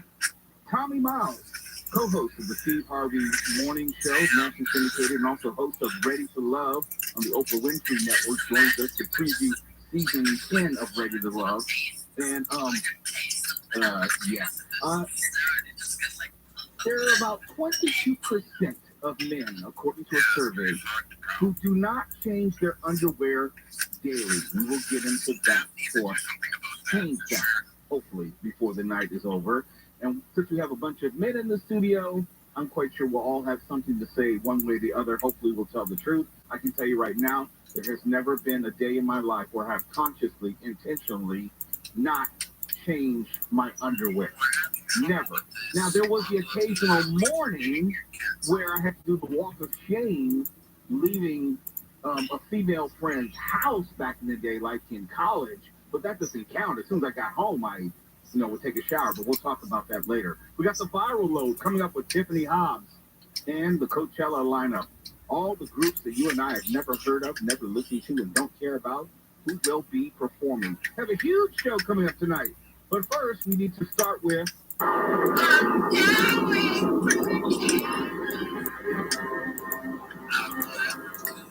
National Weather Service says a weak storm system will bring breezy winds and light rain to much of the area today.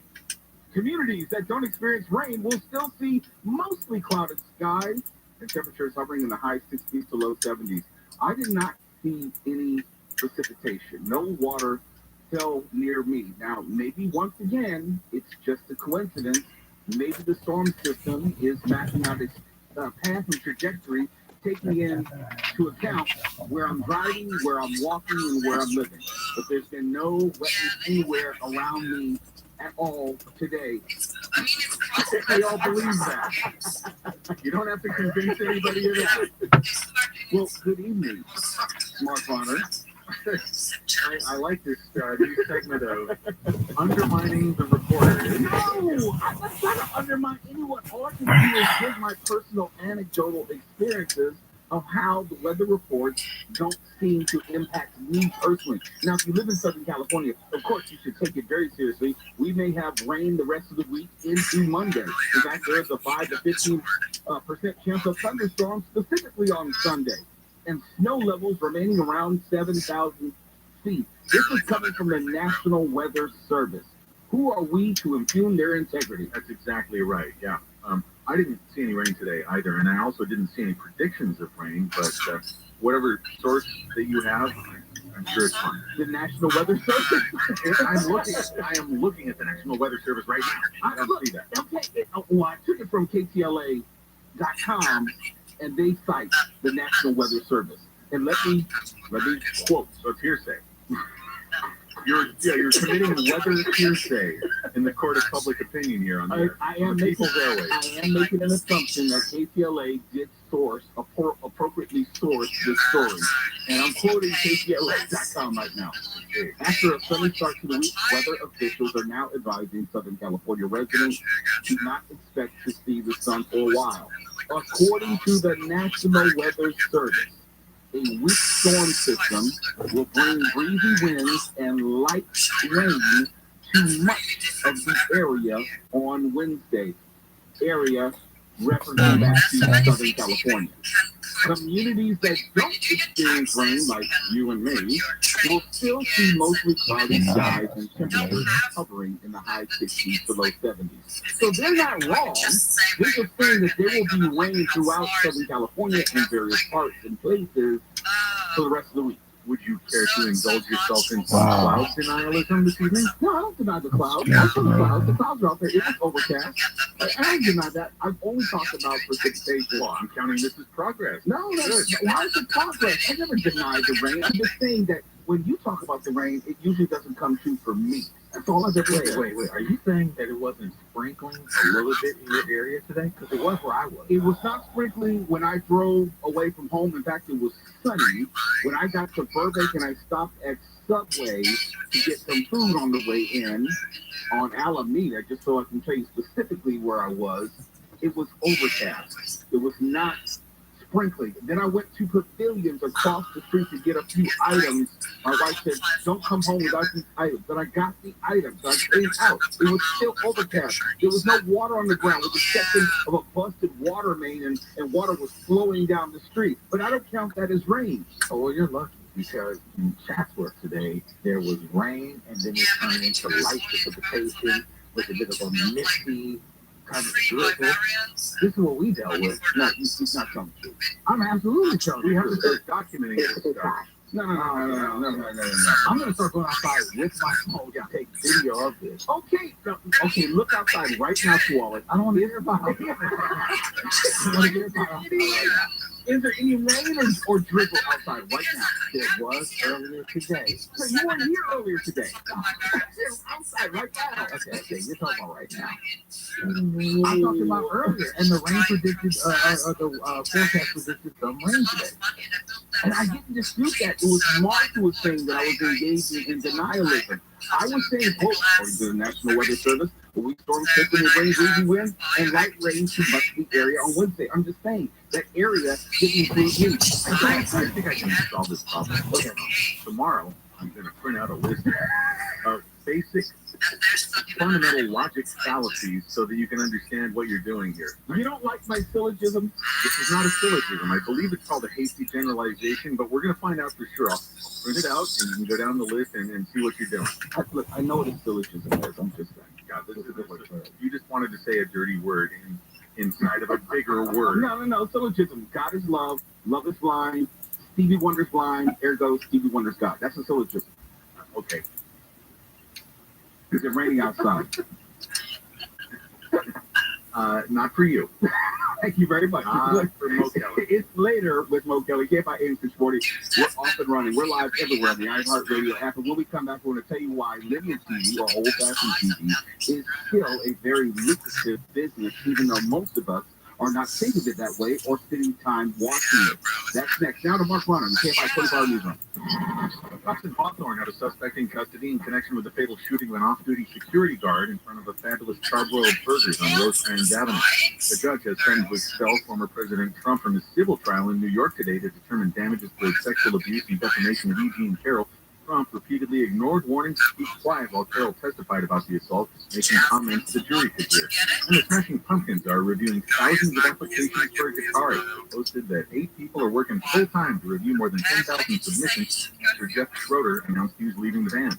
SoCal weather, cloudy with lows in the lower 50s tonight and no rain, mid-40s in the IE and AD. The support brought by Positive Coaching Alliance, and we got a crash in the 118 in Tacoma.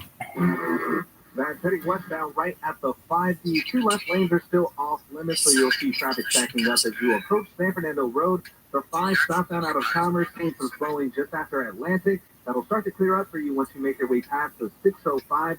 And if you're on the 57 heading northbound in Diamond Bar, right at Diamond Bar Boulevard, looks like a crash there. It's been cleared out of the right lane over to the right shoulder now. Your driver is recovering from Connors Canyon.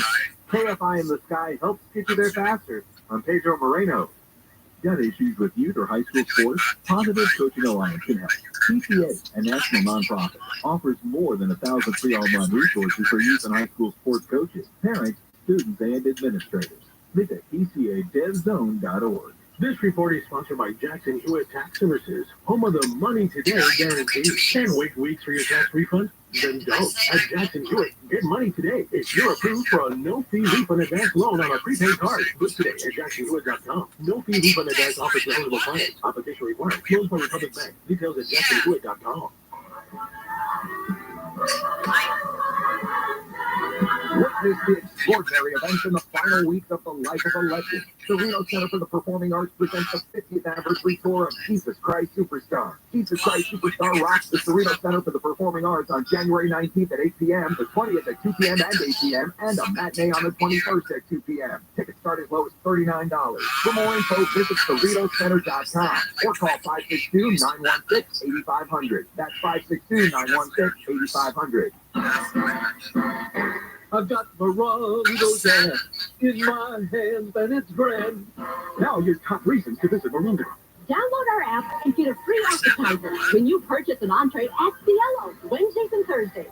Number 2. R&B Sensation 112, live February 16th. And the number 1 reason. Come play with us, because we're going off at all our bars with draft beer specials for the biggest pro football games of the year. Morongo, good time. Did you know Discover wants everyone to feel special? That's why with your Discover card, you have access to 24/7 customer service, as well as $0 fraud liability, which means you're never held responsible for unauthorized purchases. Learn more at discover.com/credit card. Limitations apply. Lately, our homes have experienced more buzz, more dishes, and more shower time concerts.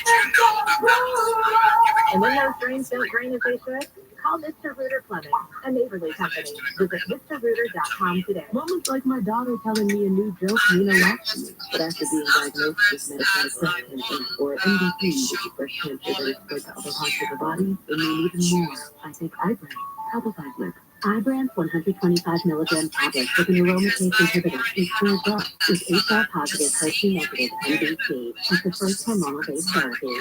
Ask your doctor about Ibrance and visit Ibrance.com. Ibrance may cause low white blood cell counts that may lead to serious infections. Ibrance may cause severe inflammation of the lungs. Both of these can lead to death. Tell your doctor right away if you have new or worsening symptoms, including trouble breathing, shortness of breath, cough, or chest pain. Before taking Ibrance, tell your doctor if you have fever, chills, or other signs of infection, liver or kidney problems, are or plan to become pregnant, or are breastfeeding. Common side effects include low red blood cell and low platelet counts, infections, tiredness, nausea, sore mouth, abnormalities in liver blood tests, diarrhea, hair thinning or loss, vomiting, rash, and loss of appetite.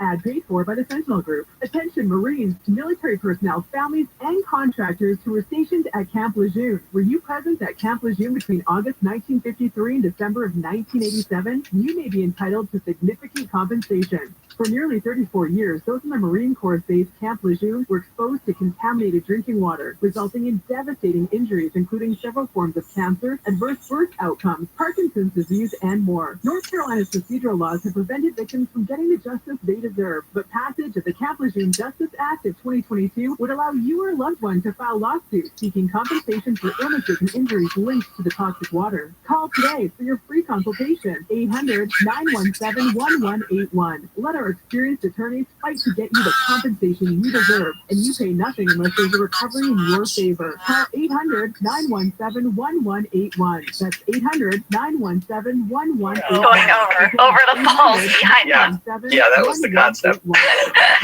So anyway, so we read it at the table. There was an awful lot of comedy in the script, and I think we had just sort of overstacked the comedy.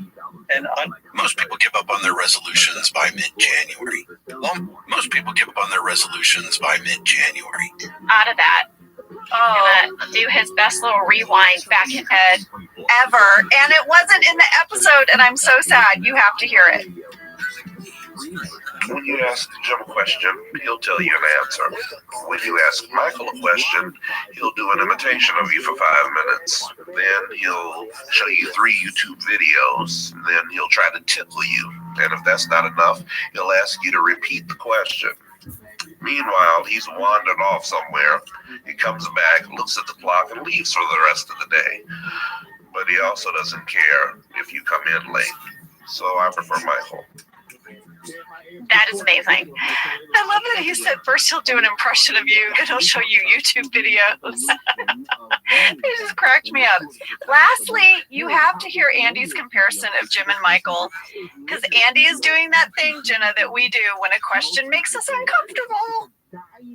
Michael is like the fun dad, and Jim is like the serious mom. And little Andy is stuck in the middle, but he loves them both very much. But if he had to pick one, he would probably pick Jim, because Jim gives him his num-nums all the time.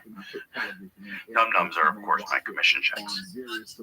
Oh, Andy. But we've talked about this, how sometimes you get asked a question that you're like, I don't want to, this might come across mean to someone. I'll do a little voice, or I'll sing it. Yeah, the lady at the nursery was real mean to me. Yeah, she told me peace lilies have to stay inside, and I didn't like it one bit.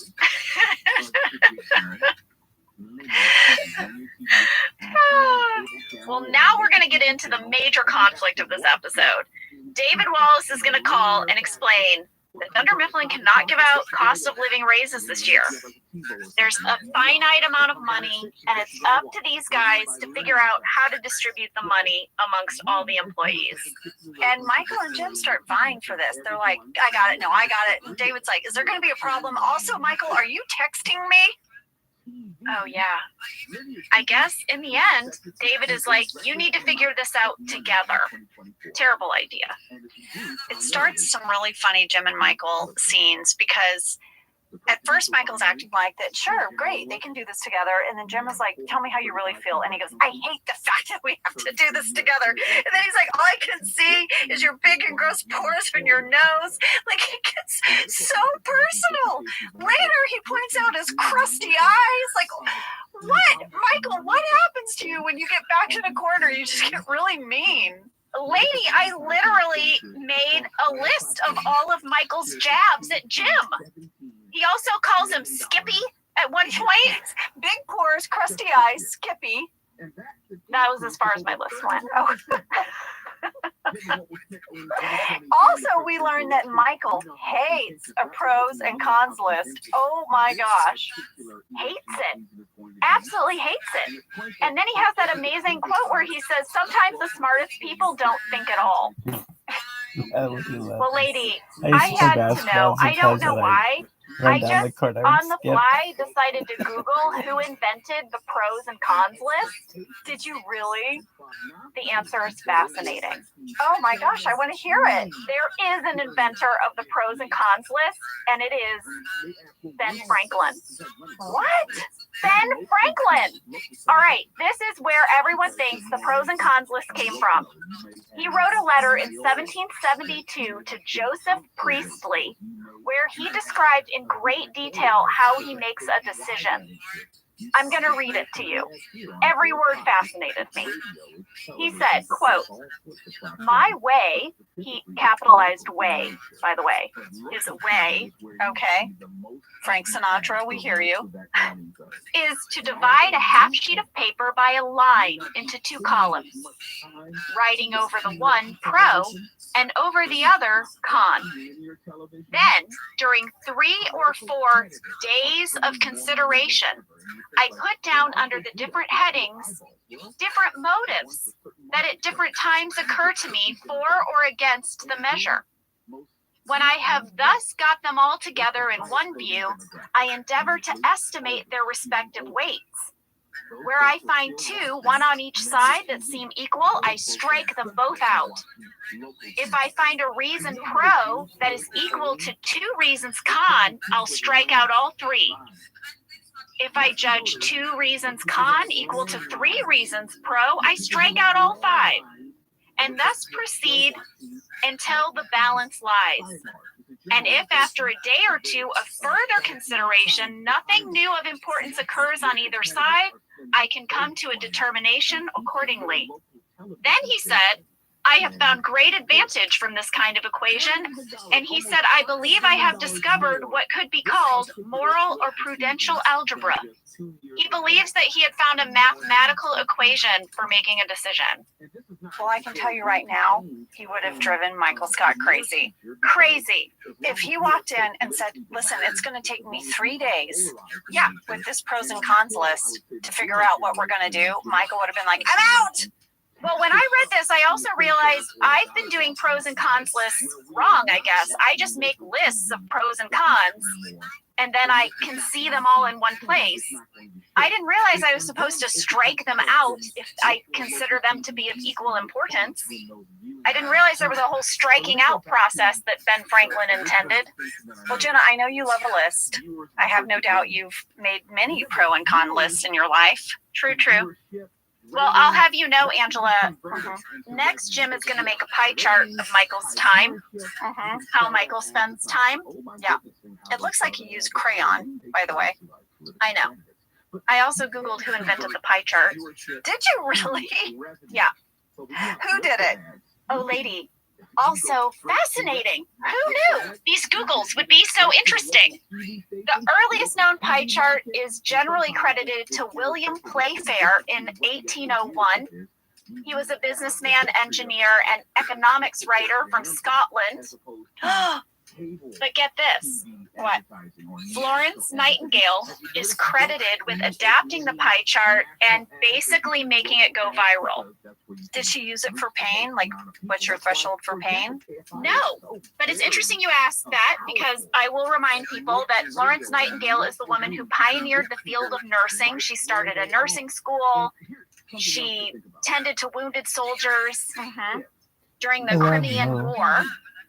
But she was also a pioneer in the area of statistics, and she made a pie chart that showed the impact of poor sanitary conditions on mortality rates.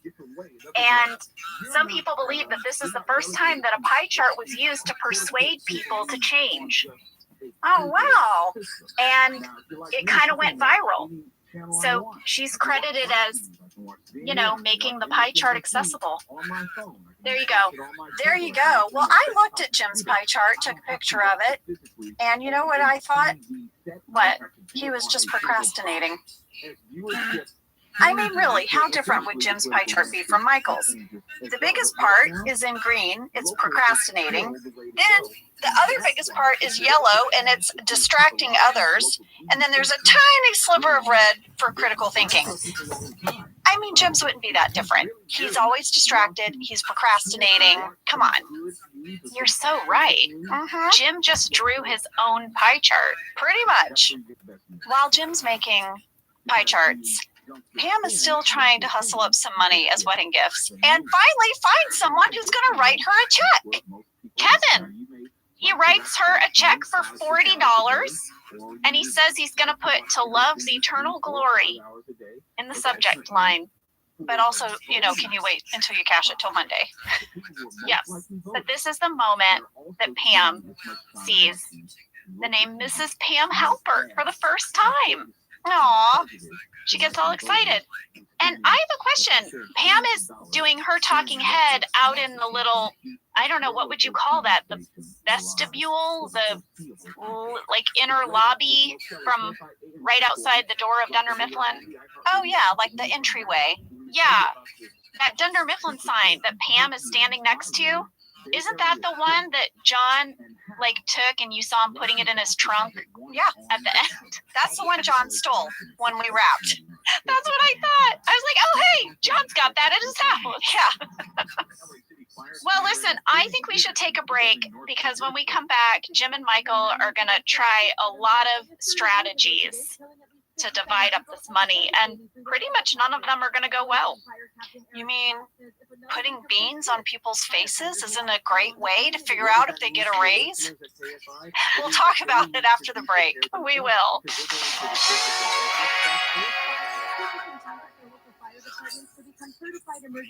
This show is sponsored by BetterHelp. You know, around New Year's, we all reflect and people really start making lists of what they can do to be their best self for the next year. Yes, I think, the new year definitely makes you think New Year's resolution. What do I want to change? New year, new me, that kind of thing. Yes, but perhaps this year we could be reflecting on what we're already doing right. Yeah.